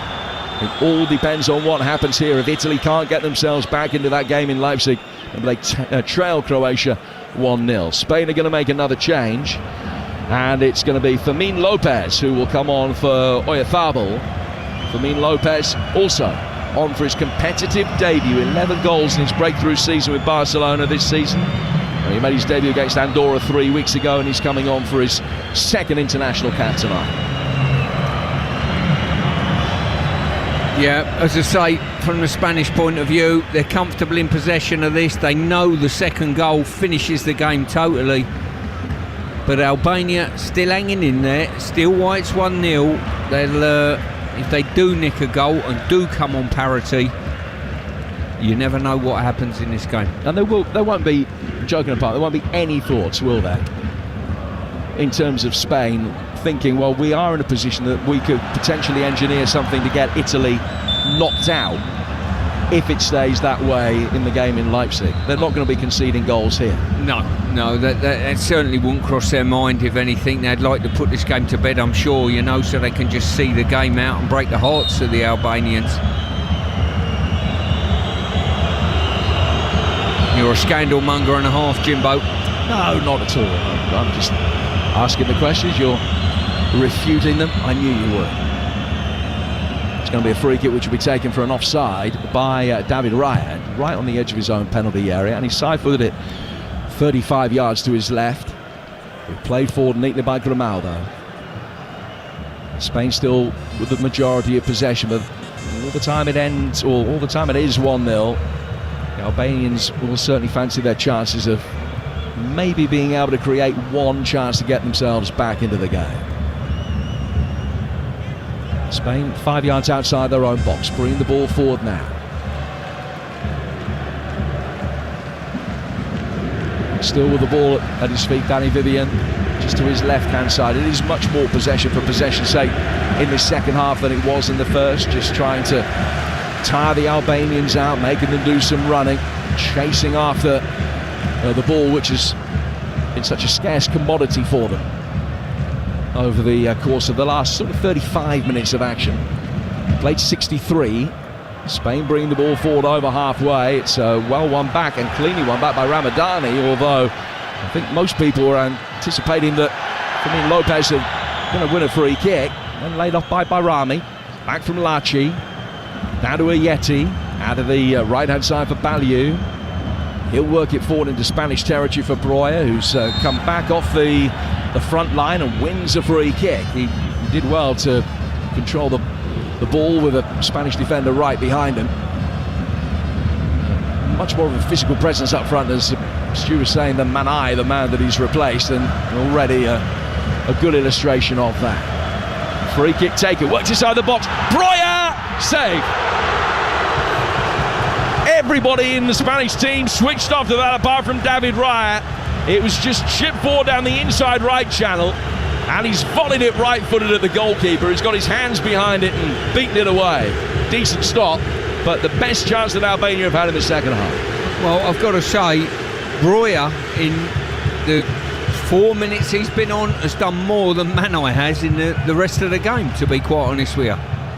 Long throw inside the penalty area, headed away by Marino. Albania trying to bring the ball down, successful in that regard. Play back towards Ayeti. Ayeti clipping it forward right-footed towards the edge of the penalty area. Laci couldn't win it, but still they'll be able to come now. Slani takes over. He's on the edge of the penalty area. Left-footed effort, blocked, deflected behind and out to play for a corner to Albania. You're listening to Euro Game Day Live on TalkSport 2. Presented by Carling, the UK's #1 lager, 18 plus. Please drink responsibly. Albania's first corner of the second half. Sorry, Stu. It's going to be a right-footed in-swinging delivery. Deep towards the far post. Too deep for Ayeti. Now he has to hair after it, stop it going out of play for a goal kick. It's been successful. Down by the corner flag, he wrapped his right foot around it to recycle it. Albania will come again with the left-back Mitai on the edge of the centre circle. Down towards the left flank. Helped on again by Aslani. Slani down towards Bayrami in his bright yellow boots. Just an increasing sense of a little modicum of belief now for the Albanians. They look to try and get themselves back into this game. That's gone out of play for a goal kick, and it's going to be a yellow card for a dive for Bayrami. Knew that his touch was a little bit heavy and he'd running out of play, so he went down optimistically, and the referee saw it for what it was. Yeah, exactly that. I think there was a slight touch on him, but not enough to fell him like we saw him go down. In fact, I think the Spanish defender probably just pulled his foot away in time for no contact, but I think the introduction of Breuer certainly improves the tempo of the Albanian side.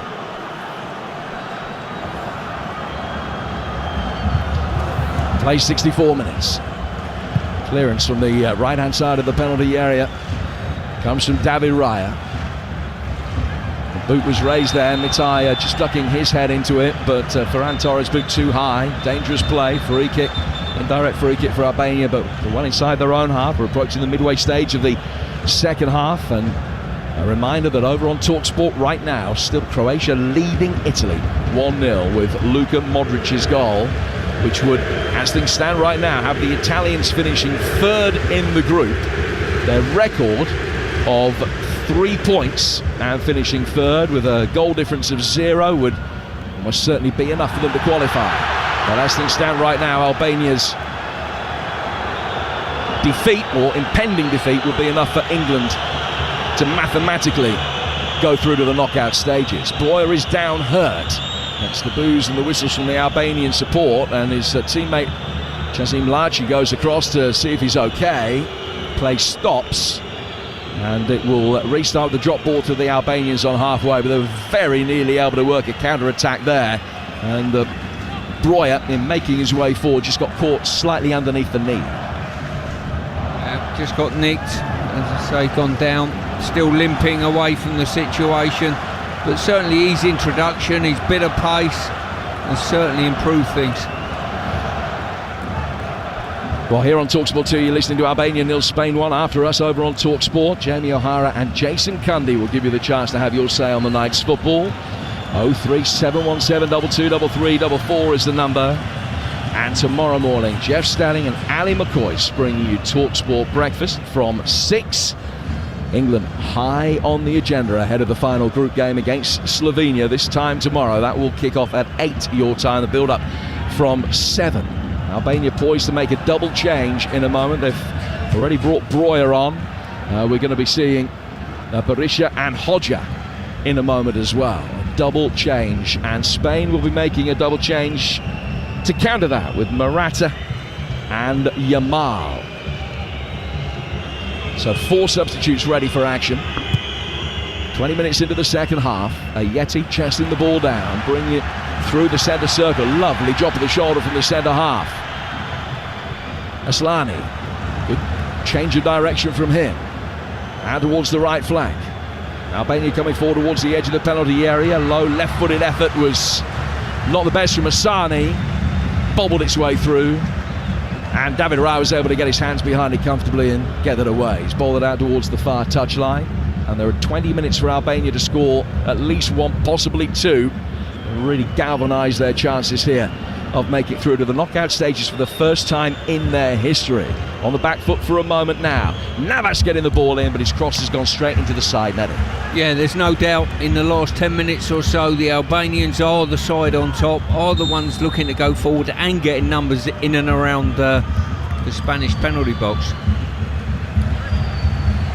So here come the changes. Firstly, Albania, Laci coming off, and Medon Berisha, who plays his club football in Italy for Lecce, is coming on. Bayrami also makes way, and he'll be replaced by Arba Hodja, who won 3 caps for Kosovo, the German-born winger, but comes on for his 7th for Albania. That Navas cross just took a nick on its way through into the side netting and out for a corner, which Spain will take. They aren't going to make their double change until after the corner is taken. Corner on the Spanish right, swung inside the 6-yard box, off Jim Shitty's head, headed further away, right to the edge of the penalty area, but no further clear. Headed back to the edge of the box by the Spaniards, worked over the top for Vivian, the centre half, who is 4 down on the left-hand touchline. He can't find a way through, and it's gone out of play for a throw to Albania, and Spain will now make their double change. And they've got Alvaro Morata preparing to come on, and Lamine Yamal as well. Ferran Torres, who at the moment is the match winner, is going to be the first player to leave the field, and the second is Joselu. So for Morata, for Joselu, and Yamal is going to come on to replace Ferran Torres. Yamal still 18 days short of his 17th birthday, the youngest player in Euros history. 50 games and 6 goals for Barcelona this season. Scored on his debut just 8 weeks past his 16th birthday. One of 2 international goals that he scored. He's on for his 10th cap tonight. Morata At the other end of the scale, 10 goals in 16 internationals in tournament football in his career. 3 in Euro 2016, 3 in Euro 2020. Now the first Spaniard to score in 3 successive European Championships. 18 minutes to go. 1-0 to Spain. And it's been that way for almost exactly an hour now. Albania still hanging in there, restricting the number of opportunities that Strakosha's got to face and offering just a little bit more going forward themselves. Ball over on the Spanish left. Work towards Zubamendi. Zubamendi, a right-footed clip down towards the right-hand touchline. Navas is waiting for it. It's a good turn though by Yamal. Yamal trying to take on his man. He's done that. He's beaten him. Ball inside the penalty area for Lopez. Yamal will try and take over. Ended up almost tackling his teammate. Hodja wins it back for the Albanians. And they can get out of the penalty area. Play themselves into trouble. Aslani though can buy the free kick, which they'll take about 10 yards outside their own box. 1-0. Yeah, just looking at Breuer there, he's looking to receive and receive to feet, which is commendable on occasion, but I think what his team need at the moment is a focal point to run in behind, to free up space. Little reverse ball towards the edge of the penalty area from the Spanish. Knocked away easily by Ayeti. 2 centre-halves coming into their own now for Albania. Breuer, and it's just laid a ball out towards Asani, behind him from close range, and it's cheap concession of possession. The Spanish will have a throw. Still 1-0 Croatia and 1-0 Spain. I think any goal before probably about 5 minutes to go plus a bit of extra time for the Albanians, they'll believe. Anything after that, I think the Spanish will just see this game out, and certainly at this juncture of the match, if they do score a second, this game's finished. Remember, with Croatia leading Italy by a goal to nil, if Albania turn this around, Italy would finish bottom of the group and would be eliminated. And have 3 points, might well have a record that ends up being better than some of the sides that qualify in 3rd place in their groups. But Italy would finish bottom of this group if Albania come from behind to win this game, if Italy can't find an equaliser in Leipzig. Spain are in possession, 20 yards outside the Albanian penalty area. Work forward towards Dani Olmo. And on the left-hand side of the Spanish midfield, it comes back again for Lenormand. Long crossfield ball from him over here. Goes straight out of play. And it's a throw which will be taken on the Albanian left-hand side. Time ticking down pretty quickly for 16 to go here on TalkSport 2. Yeah, and it's probably been the strongest 10 minutes that the Albanians have had in the game. They need to maintain this sort of momentum and forward drive. You're listening to Euro Game Day live on TalkSport 2, presented by Burger King. Bring home the ultimate food satisfaction. Get your favourites delivered now. 75 gone. 1-0 Spain. We've got the ball with Mikel Merino. It's a Spanish side, if you're just joining us, that have made 10 changes today. Lenormand getting it forward towards the centre circle. Down towards Navas. Navas coming in off the right flank. Plays it back behind square for Zubamendi. Zubamendi to Navas again. Does he want to throw off Hodja? No, he hasn't. Didn't get the touch off the Albanian substitute. It'll be a throw which will be taken on the left-hand side by the fullback Mitai. Not in any great hurry to take it. He's worked it forward towards Hodja. Layoff was a difficult one because he had 4 in yellow all around him pretty quickly. Now Lamine Yamal. Yamal across the edge of the penalty area. Dynamic pass that wasn't the best. Played inside the box, but the offside flag is up against Morata. Up very early as the ball was played into him by Fermin Lopez. I think they got him about half a yard off, and it's a free kick which will be taken by the Albanians inside their own box. 14 to go. And it's still Croatia 1, Italy 0. And Albania 0, Spain 1. Long ball over the top from the Albanians. Picked up well by Alba Hodja towards the edge of the penalty area. Hodja onto his left foot, then onto his right, trying to work the angle, and it's well intercepted by the retreating Spanish midfielder. Dani Olmo came back and knocked it away. Looked as though Hodja's ball might be an effective one. And now Spain can bring it forward with Yamal, who's made a difference since coming on. A sharpness about the 16-year-old. Fermin Lopez, left-footed effort, telegraphed somewhat, just hit it towards the edge of the penalty area, straight into Aslani, and blocked, and Ramadani can bring it away. Hodger seeing plenty of it since coming on. 13 left, Hodger bringing it forward, past the tiring Jesus Navas, good reverse ball. Breuer, left-hand side of the penalty area, made a really good run. Comes back outside the box for Aslani. Aslani left-footed effort, just one. Really good strike. Don't know that Rye would quite have got there if it had been creeping inside the far post, but it went about 4-5 feet wide. Yeah, Aslana there done really well, cut back onto his left foot. The angle was a bit more acute, if you like, but it opened up a shooting angle. His left foot was brilliantly struck, but just too wide. And Broja done exactly what he should be doing there. Play to your strengths, spin and run into the channels and in behind. He's too often wanting to come to feet all the time, and his game understanding, well, a little bit wanting on occasion, it's fair to say. Thought you were just going to leave that hanging there in the ether for people to finish the sentence. Only one defeat in 15 months for the Spanish, which came in a friendly against Colombia back in March. They lead this one, but Albania have earned the right to give it a good go over the last 10-12 minutes or so. Hodger towards the edge of the penalty area. Breuer with the layoff. Aslani to his right-hand side. Shot from distance, took a deflection, but it was a kind one for Spain because it took it into the path of Raya rather than away from it. There's a good shot from Berisha from distance, but it remains 1-0. Yeah, once again, in this group of so-called death that the Albanians found themselves in, they're in the game again, and they found resurgence in this game and pushing all the way. If it stays the way it is at the moment, Croatia leading Italy by a goal to nil, it does mean that Albania have to win this game. A draw won't be enough for them. They'll bring it forward here towards the edge of the area. Grimaldo for Spain. Inside the boxer, right-footed effort from Dani Olmo, well blocked by Balliu, and it spins behind for a corner to Spain. Second Spanish goal now, kills the Albanians off. But Albania needing to as things stand right now, giving themselves a little bit of confidence that they might be able to do it. 2, 3, 4 bottles thrown from the Albanian support, down towards Grimaldo, away to the far touchline. So disappointing to see. The Albanian support has been brilliant, but just launching missiles at Spanish player going across to take a corner is very poor indeed.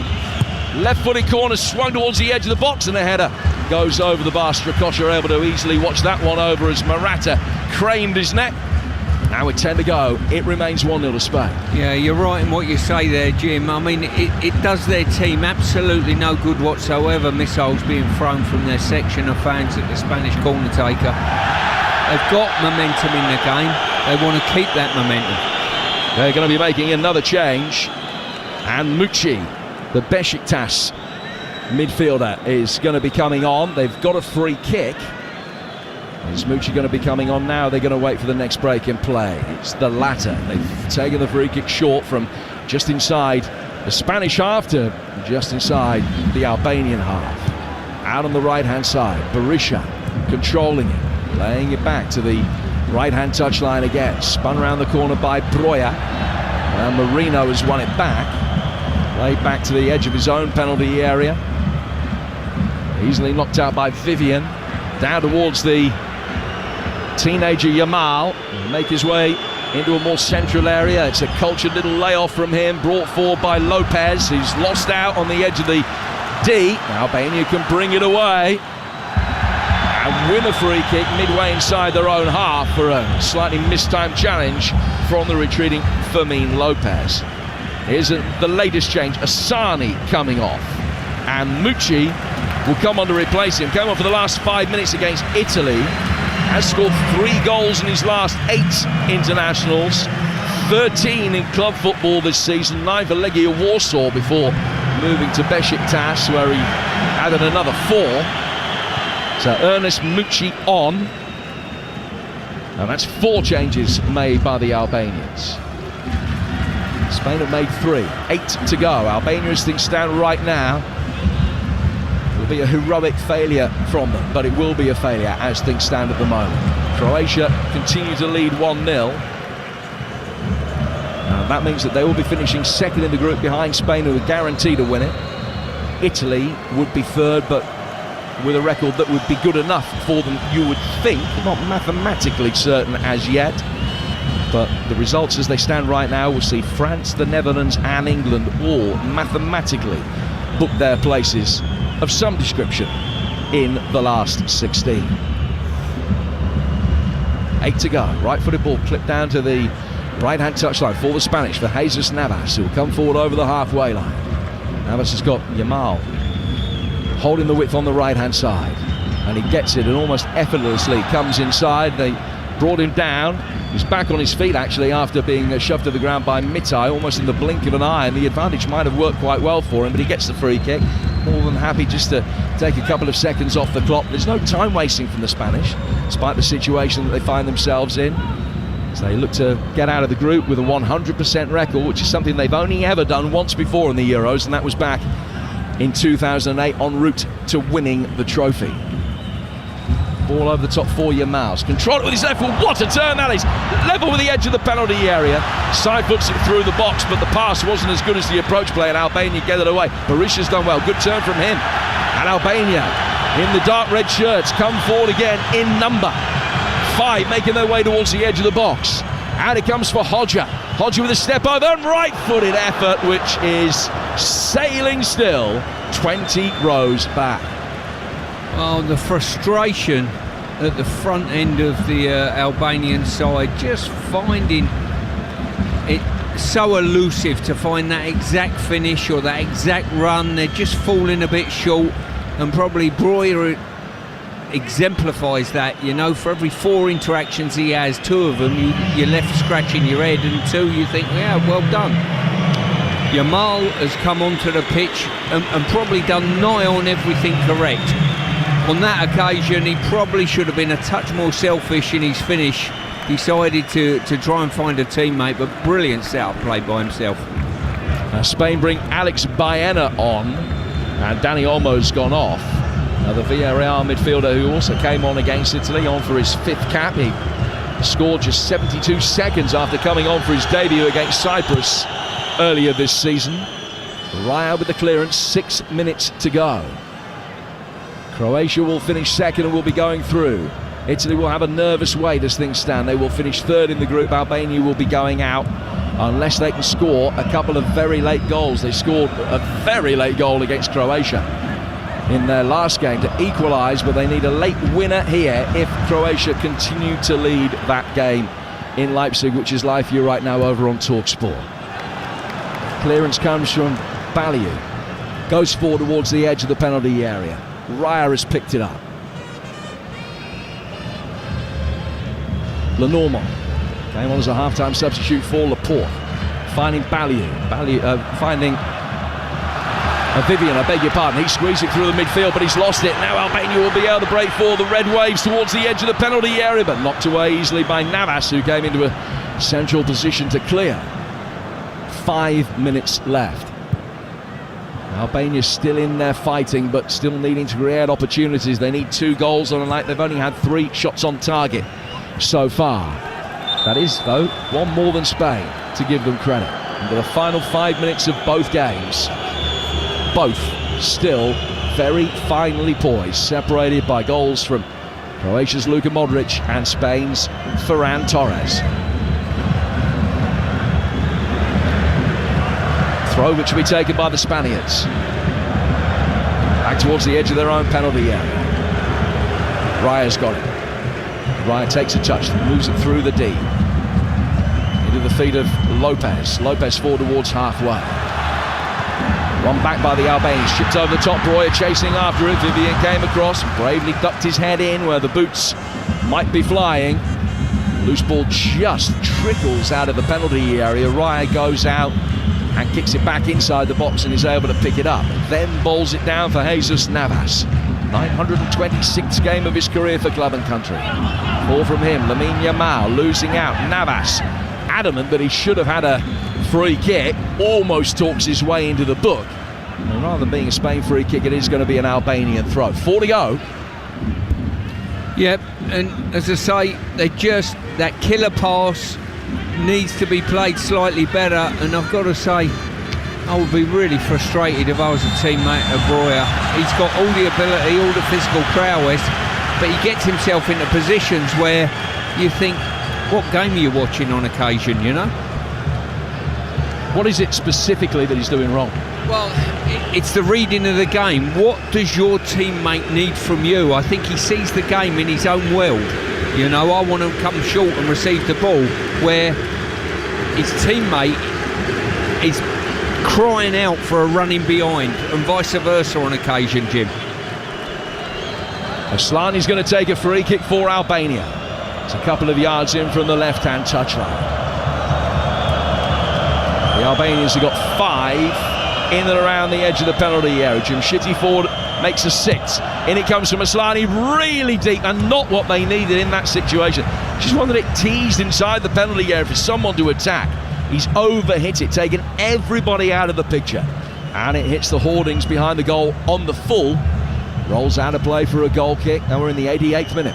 Yeah, that free kick probably sums up what we're talking about. That final ball into the box is, on that occasion, so far overhit, it was incredible. David Raya's going to take a goal kick. Hits it, right-footed, from the edge of the 6-yard box. Sends it forward. There'll be an awful lot of stoppage time to be added on here. 3 minutes, maybe 4. Yellow card is shown to Berisha as he has leant over Lopez. Now an Albanian fan has run onto the field. Stewart's chasing after him. And to be fair, he's got a good turn of pace. He's got past 2 or 3 stewards and a 4th. And is he going to make it into the Albanian dugout? I just don't understand. Don't understand the idiocy of supporters. And it didn't go down well amongst the Albanian players on the bench. And he's a child. Literally, we're talking a kid who's probably looking about, 11, 12 years old. You've got to ask the question, where are the parents?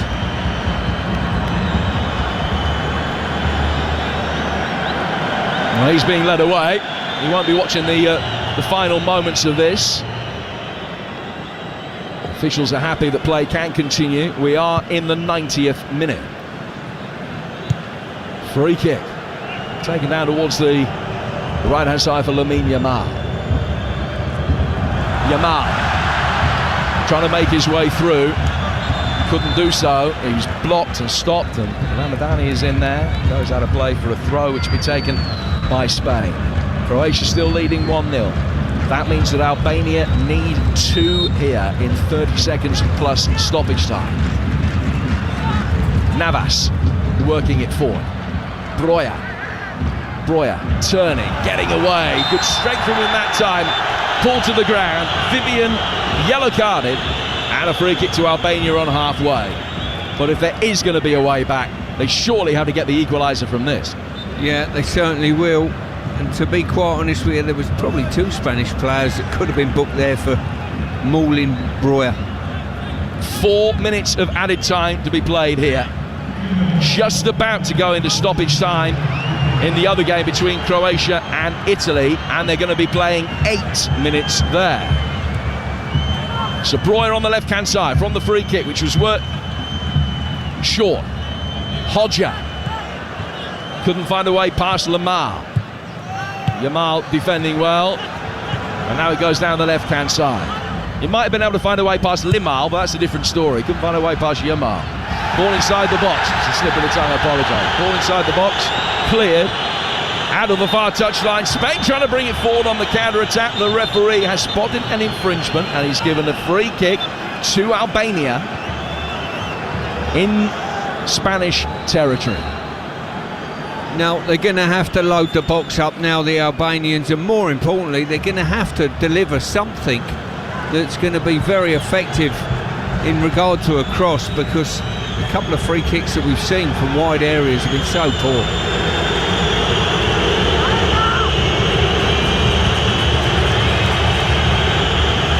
Free kick has been spotted down a couple of yards in from the right-hand touchline. The one man in the Spanish wall isn't 10 yards away. Free kick comes in, it's nodded down, and yet he can turn, poke towards goal. Saved by the diving Raya. And Breuer has got his bearded face in his hands because he knows that was the chance they had to take.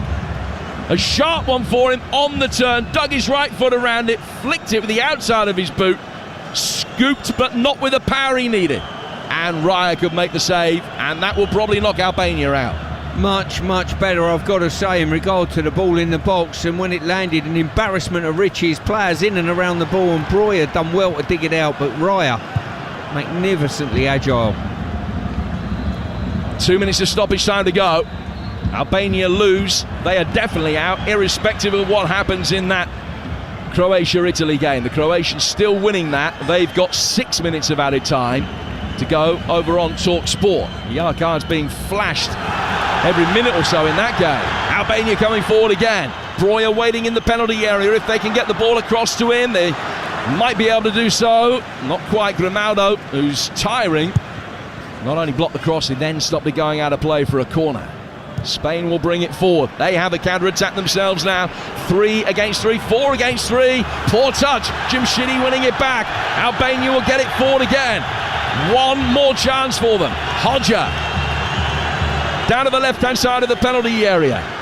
Chance to deliver from Mucci. Good turn on the edge of the box from Maslany. Has to come out again, but he's confined. Hodja onto his right foot, and Yamal came back and nicked it off his toes.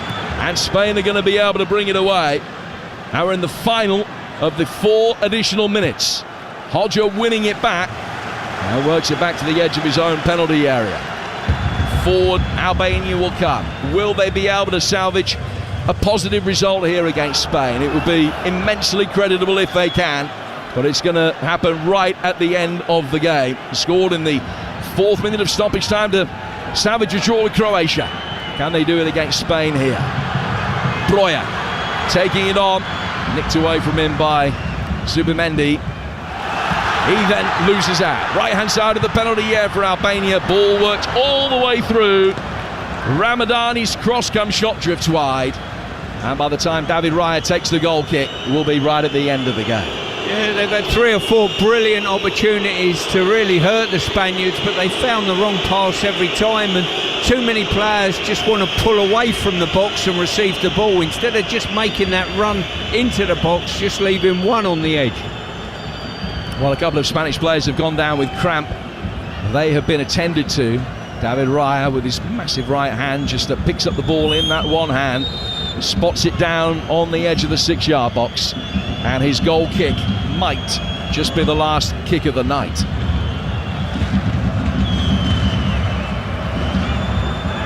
Forward he comes, addresses the ball, and that is the end of the game. It's the end of Albania's European Championship campaign. They finished bottom of the group with just 1 point from their 3 matches, but acquitted themselves really well. A draw with Croatia and a 1-goal defeat against both Italy and Spain. That, after the draw that they had, constitutes success, albeit not with a capital S. They finished bottom, unable to make it through to the knockout stages of a major tournament for the first time. And now all eyes will be on what happens in the remaining minutes of stoppage time in Leipzig, where Croatia still lead Italy by a 1-0. Italy know at the very least they're going to come third, but it's just whether they can turn it around. Spain, though, Stuart, 3 out of 3 for them. Played 3, won 3, and it's the first time that they've ended a group stage in a European Championship with a 100% record since 2008. Decent job's work for them over the last 10 days. Yeah, good performance from a second-string Spanish side. After an early foray by the Albanians, they wrestled momentum, dominated most of the momentum. Got to say to the Albanians, credit to them, they forced their way back in the game for the last 15-20 minutes or so, but couldn't find the pass to break the deadlock and really force an exciting finish to the game, and probably the Spaniards deserve to win. Well, we're still waiting for the final whistle in the other game, which, just to reiterate the situation as things stand, Croatia will finish second in the group and they will book a tie with Switzerland. Italy will be hoping that their record will see them through. 3 points from 3 games should be enough, with a goal difference of 0, to have one of the best records of the third place teams. Spain players come across and take the applause of their support away, behind the goal, away to our left-hand side. The Albanians do likewise, and it is big support from every Albanian fan who has stayed in here. Will be immensely proud of what their team, ranked 66 in the world, have achieved, albeit that it is a premature elimination. Let's take a look now at the King performance, thanks to Burger King. King Performance on TalkSport 2 with Burger King. Bring home the ultimate food satisfaction with the Gourmet King's Barbecue Steakhouse Angus. Order your Burger King delivery now. Well, I think it's fair to say it was a night where there wasn't one or two particularly individual standout performances. Stuart, who are you going to go for your man of the match? I think Torres. I think he was the one that broke the deadlock. He was the one that found the run and the finish. And I've got to say, it was a wonderful finish as well. And where a night of football went by where, certainly in an Albanian shirt, no one could find that finish or final ball, on this occasion it was absolutely it was that finish that split the two sides.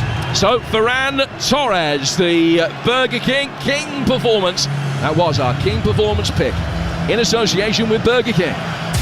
King Performance on TalkSport 2 with Burger King. Bring home the ultimate food satisfaction with the Gourmet King's Barbecue Steakhouse Angus. Order your Burger King delivery now. The latest of dramas in Leipzig. In Croatia's last game, you'll remember, they conceded an equaliser in the 4th minute of stoppage time to Albania. Tonight, they've conceded in the 8th minute of stoppage time to Mattia Zaccagni of Italy, and that might end up knocking them out. Italy are going to finish second in the group. A right-footed swept drive from the edge of the penalty area into the top right-hand corner past Livakovic, and Italy, right at the death, are going to finish second, having equalised. I think that's the beauty of this third place jeopardy. The last group games, there's twists, there's turns, and the Italians, wow, they're absolutely delighted. I mean, there is barely time for Croatia to kick off. There is no time for them to take a second touch after the kick-off, and they slump to the floor in devastation. The Italian players, Calafiori down, he's in tears as well, lying on his back at the extreme emotion of getting away with it after a poor Italian performance, but they've equalised right at the end.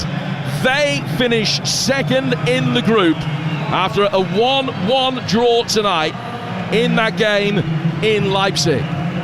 So a draw there and a Spanish win here. Spain 9, Italy 4, Croatia 2, Albania 1. Spain win the group, will play one of the teams that finished third, quite possibly the team that finished third in Group E. Italy finished second in this group, they will play Switzerland. Croatia finished third, but with 2 points and a goal difference of -3, they may well miss out. Albania are eliminated, and those results mean that France, the Netherlands and England all mathematically certain to make it through to the knockout stages ahead of their final games. Over on TalkSport, the Euro Sports Bar with Jamie O'Hara and Jason Cundy set to get underway as they take your calls on all of this evening's action. 03717 223344 is the number to dial. You can also send us a voice note on WhatsApp to that very same number, 03717 223344. Stu, enjoyed your company as always. I'll see you tomorrow in Cologne for England against Slovenia. Build up at 7 for an 8 o'clock kickoff. Coming up next on TalkSport 2, we've got a commentary special for you with It's Up for Grabs. Official broadcaster of UEFA Euro 2024, Germany. Brilliant goal! This is TalkSport 2. Euro Game Day Live, delivered by TalkSport 2 with Burger King, official providers of food fulfillment. That warm, fuzzy feeling of total food satisfaction. Order your Burger King delivery now. When Andre sold his car on finance with Motorway, he got more money. Ooh! He then put that extra money into tickets to follow his team around the country. Come on, lads! Selling on Motorway was completely stress-free, which is more than I can say about being a supporter of Yes! Sell your car the more money way, where 84% of sellers sold for more. Motorway. Validated against 2 independent sources. Visit motorway.co.uk/claims. I need to get snacks. I need to get drinks. Should have done this beforehand. I need to get treats. Gotta find a BP. Gotta find a BP. Oh, my mates say won't like me. Gotta find a... Oh, there it is. BP is here for all your big game essentials. Plus, BP Me Rewards members can earn points to put towards great saves. Adam in the car 1, hungry mates 0. BP, here for all of life's journeys. BP Me Rewards card or app required. For full T's and C's, visit bpmerewards.co.uk. Let's go live to hear about that winning goal. The crowd's gone absolutely wild here. How on earth do you sum up your emotions right now? Amazing. A hat-trick is just the best feeling ever. Is it though? Is kicking a ball into the back of the net really better than food fulfillment from Burger King? That warm, fuzzy feeling of total food satisfaction, like finishing the last bite of a Gourmet King's Barbecue Steakhouse Angus. No. Correct. Burger King. That's food fulfillment. Get match ready with club card prices. Like Pringles 185 grams, now £1.45, down from £2.25. With Tesco Club Card, everyone can feel the to lower prices. Tesco, every little helps. Majority of larger stores end 16th of July. Club card or app required. Strength comes from confidence, both on and off the pitch. And confidence starts with self-care. Upgrade your game with Dove Men Plus Care Advanced 72-hour sweat protection antiperspirant deodorant and Dove Men Plus Care 24-hour nourishing body wash. Perfect for your post-match shower. Now available in new eucalyptus and mint long-lasting fresh fragrance. Let confidence last with Dove Men Plus Care. Proud partners of UEFA Euro 2024 Germany.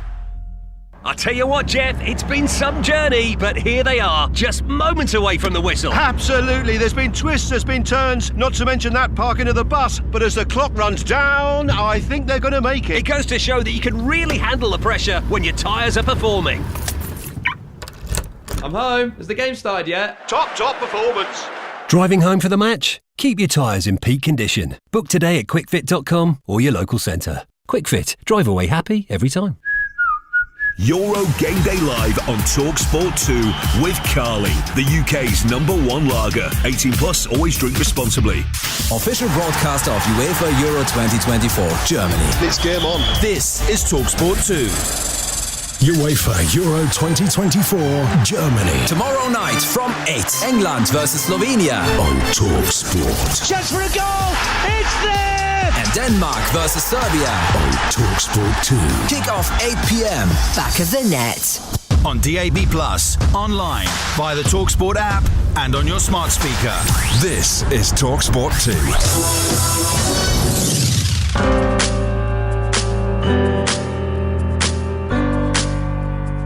When I wake up in the morning, it's rarely in my own bed. My first thought is, where am I going today? The Emirates? Old Trafford? Goodison? Wembley? The second thought is, what time is my train? Or what plane have I got to catch? Or when do I need to leave and get in the car? And the third thought is usually, how lucky am I? Hello. I'm Sam Matterface, and over the next 2 hours I'll try and give you the insight into a world of football commentary by speaking to some of the biggest names and the emerging mic handlers, finding out about their routines and dedication to a profession that has been my dream since I can remember. What started it? Well, being banned from watching television for fighting with my little brother and being forced to listen to the radio instead. Brian Butler and Peter Jones commentating as England beat Yugoslavia by 4-0 in a World Cup qualifier. What happened that made it the only possible career grabs now with me, Sam Matterface, as we celebrate the art, the craft and the quirks of football commentary. I sat down for lunch with two of the legends of the commentary box in John Motson and Clive Tilsley, and we talked about the game we love, but also the part that they and others had played in providing the soundtrack to the nation's favourite sport. So, I suppose the first thing is it never ends anymore, does it? But how do you categorise a season nowadays, and do you sort of chalk them off still as seasons? I think our seasons are over, aren't they, John? I think our seasons ended about 8 years ago. Yes, I mean, absolutely. I mean, I regard the end of my season really as the last match of the day commentary that I do. Now, obviously, I watch the playoffs and the FA Cup final and the England games. I mean, speaking as a football fan rather than as a commentator, I believe actually that we're in a period, and we can discuss this probably at greater length later, we're in a little bit of a period of overkill. With respect to Clive, I'm not so sure that fans who've had a 10-month season necessarily want to sit down and watch the whole of the England under-21 tournament or indeed the Confederations Cup. I think we've got to start to categorise the events that make people want to watch, and then I'm a great believer in that the summer should at least make a concession to cricket and racing and tennis, but as Chris Bascom in Telegraph Sport wrote, the football season never ends now. No. So the answer to your question is our season, as Clive says, might end, well, his hasn't yet, but mine has, might end when the Premier League hold up the trophy. But to be honest, it only seems 5 minutes before the Premier League clubs are going back training. I think Mr. Murdoch himself is quoted as saying at the start of the Sky Sports era, there are 3 TV sports in the UK, football, and football. Yeah. There are some major exceptions, the Grand National, the Olympic Games, a Murray final. You will get into the 10s and 12s and 14 millions. But the only thing that will actually sit the family down together to watch a sporting event on terrestrial television in the numbers that used to watch on terrestrial television is an England World Cup or European Championship finals. Absolutely, and my fear about that is the next generation, because I think there's so much football on now that I don't think people of my son's age have got the patience to sit down and watch a 90-minute match necessarily anymore. I mean, they can get the goals on their mobiles and their tablets. And I know the Premier League, for example, that the thing that worries them most about the future is gaming, because that's what the kids are doing. And I think that won't come to pass for another few years, actually, that fear. But I don't think the next generation, with all that's at their fingertips, will have the patience necessarily to sit down and I mean, all right, if England are in the World Cup quarter-final, of course they will. But I think a routine Monday night Premier League game, for example, for some people it's just an irrelevance. You know, they've had football all day Saturday and Sunday. I don't think they really need another match on Monday night. We've got 3 boys between 21 and 24, and they will get as excited about the outcome of a match they're playing on FIFA as they will a real football match. That's gently what I'm saying, yeah. Is that because you're commentating on that? Those were the days. That is a weird feeling, by the way, hearing your voice rattle around your own household when your son is playing. John used to do FIFA. Well, I tell you what, I'm amazed still. More parents come up to me and say, your voice is in our house. Now, I haven't done FIFA for about 8. I did the first 10 years of FIFA from the day it started. I don't think I've done it for 6 or 7 years. But I get more parents talking to me about my voice on FIFA than ever mention Match of the Day or Radio 5 or anything. That is a great example of what we're talking about as to what the generation. Well, it's a different way of consuming football now, isn't it? And we'll come on to that in greater detail. But I want to just take you back to talking about you said about the England World Cup games and the audiences that you get. Both of you have been responsible for massive moments in English history in terms of the football. And being associated with those huge moments. You know that you can do a game on a weekly basis, which may well get seen by 2 or 3 million people. But when it comes to that big international World Cup quarter-final, semi-final, whatever it is, you know that the nation is stopping still. Yeah. And they're focusing on your words as well as the football, but you're penetrating into 20 million homes. Does that change what you do? No, not really. I don't think it really hit me until after the 2 big England quarter and semi-finals I did in 1990 in Turin. The BBC audience was supposed to be 23, 24 million. I haven't got the figures in front of me. And nearly that much for the quarter-final in Gelsenkirchen in 2006. But I think, I don't know whether Clive would... I think you're so busy concentrating on what you're doing. I mean, it's probably a bit silly to say it's like any other game. Of course it isn't. But you still have to put the same preparation and background into your work. And I think if you're focused, you probably, the last thing you think about when you go on the air is, 24 million people are watching this. I don't think you do. I think you just get into a zone where you do the job that you're there to do and always have done in a certain way. I mean, afterwards, once or twice in recent years, people have said to me, the audience for that was 20-something million. But at the time, I don't think I did anything very different. Do you ever get nervous? I think it sharpens the mind. I think probably that level of audience arrived suitably later in my career, that I felt assured in my routines and my preparations that I could still deliver the commentary that I'd been hired to do, irrespective of the number. That actually, in motivation terms, the bigger problem is doing a smaller game, which is being watched by less than 1 million people. In motivation terms, once you are aware of the scale of the audience, as I say, I think it focuses the mind. A couple of observations I'd make. One, I don't think it does change your commentary. I think you're absolutely right, John. But I think in a way it should, because you are now commentating to Auntie Nellie and Uncle Ernie, who are watching 4 football matches a season. And my greatest mentor, and John has been a mentor, John has helped me a great deal in my career, but my greatest mentor was the late Reg Guttridge. He always drilled into me, know your audience. Don't commentate to the England manager, commentate to your grandma, because she counts one viewer.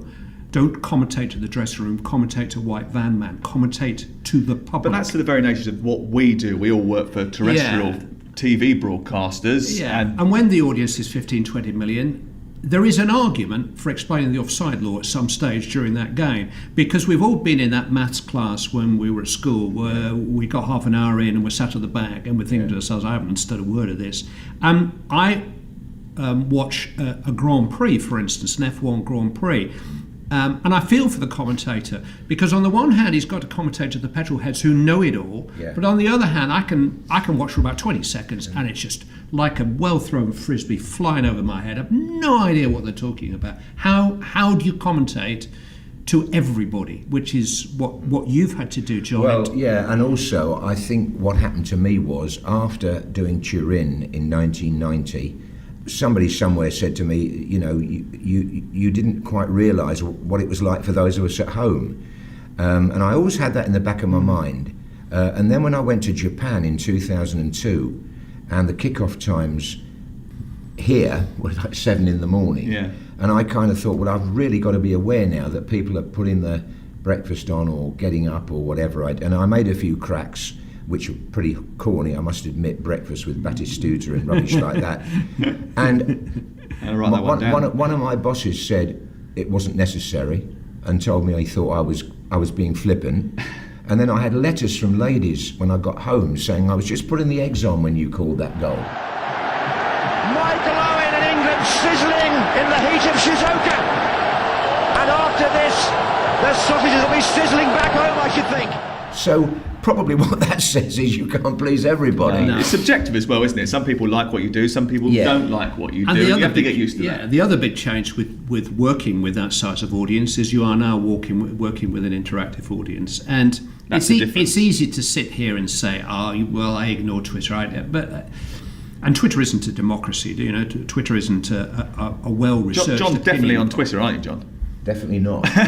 And not likely to be. But what you are on is you'll read the newspapers, and probably during your career, certainly throughout my career, those Monday morning reviews of our work by people who've never done it before. Absolutely. People with wonderful vocabularies, people who've had 24 hours to sit down and find that line, which we said off the top of our heads in the course of 90 minutes. It gets more difficult, and it's become more difficult to justify your own view of your way of working in the light of immense hurtful personal criticism of you as a person, not as you as a person, your life, everything gets. I remember the early it. cup finals I did when the cup final was the only live. Well, it was England-Scotland as well, but it was the only major live game on television that people sat down all day because it was the cup final, which we all know it isn't anymore. However, Clive's got it spot on, because I used to dread the Monday morning papers because everybody's TV column was about the cup final coverage. And as you rightly say, a lot of them have never been anywhere near a football commentary in their lives. But, you know, and they would pick the most obscure thing that you'd said, you know, and that would be their criticism. And you'd think, well, hang on a minute, there were 3 hours I was on the air that day, and the other 2 hours, 59 minutes. And make a value judgment of you, that you're arrogant or you're patronising. Oh, wait a minute, you don't know me. I'm not very active on Twitter because I question its value. I liked its value when I had a small following. I liked the idea of being able to interact with people who had a genuine interest in how sports broadcasting was developing. And, you know, my interest in sports broadcasting started really by listening to people like you, and I would make a value judgment of you as a broadcaster because I felt, that's exactly how I want it to be. That's how I want to broadcast. You're on the same wavelength as me. And it was great when I met you, when I was a local radio reporter and you were a TV commentator, and you were as serious about what you did as I wanted you to be, you know, to care about it as much as you do. And that care, that enthusiasm still it flows out of you. Your excitement at seeing a goal at St Mary's is as great as it was when you watched a goal in wherever, in you know, at a World Cup finals in Germany. Is that why we get into it? Because essentially we love it. We love the game. We love seeing it. We love being a part of it. Yeah, I don't think you could do it if you didn't. I think you've got to have that gut feeling that it's something that you want to enthuse about, and it's something that you're there to reflect. I mean, that is probably one of the things about commentary. When people say, you know, what's your real job when you're there? Well, obviously there is some quite clear answers to that, identifying the players.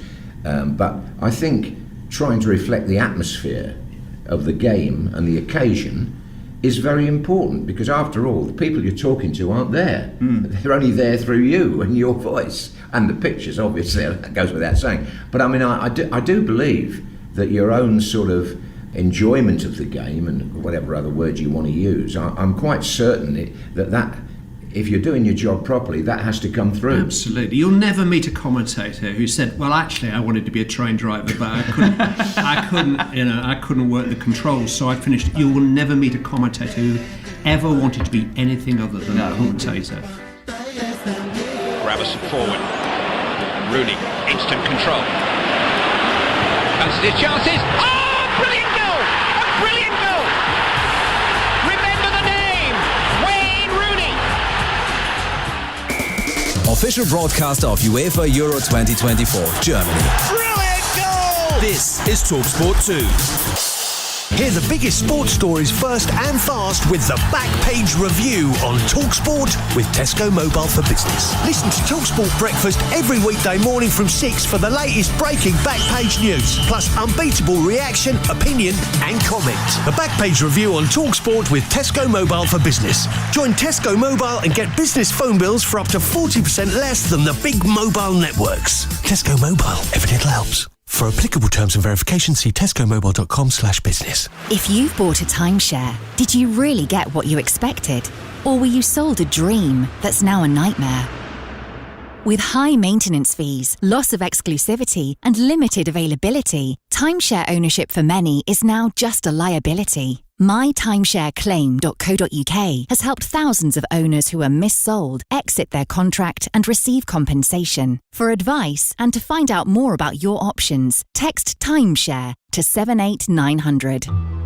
By recommending beautiful designer radiators at bestheating.com, you'll have happy, warm customers.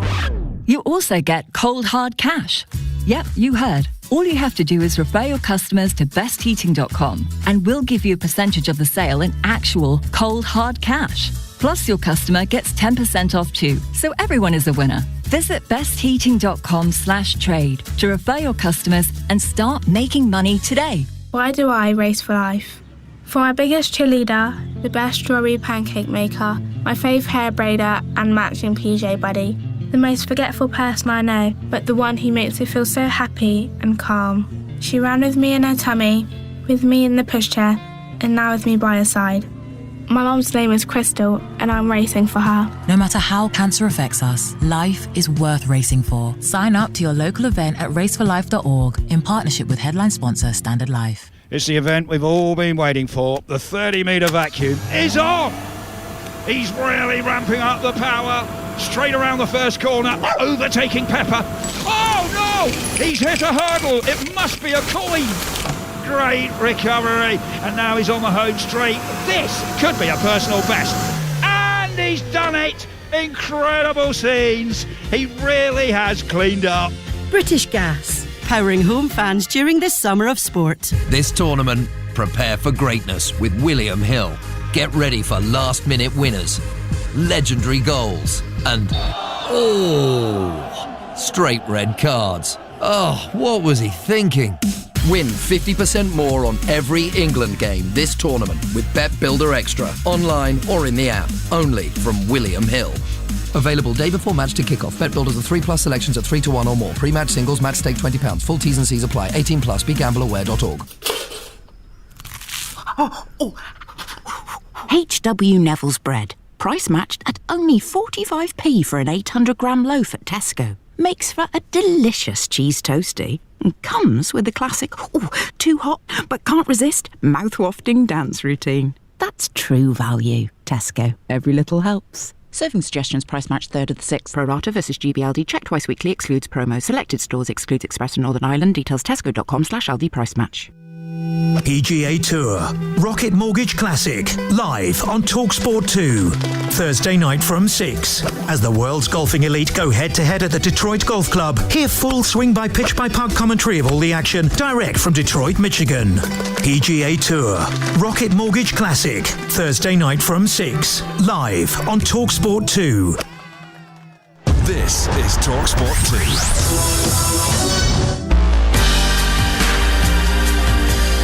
This is a game that people will refer to as maybe the moment when the Premier League started to belong to Manchester City, and they come through again with Silva. Dzeko against the goalkeeper. Dzeko drives it beyond David De Gea, and they score 6. Manchester City score 6 at Old Trafford. You're listening to me, Sam Matterface, in conversation with John Motson and Clive Tilsley, two titans of sports broadcasting, looking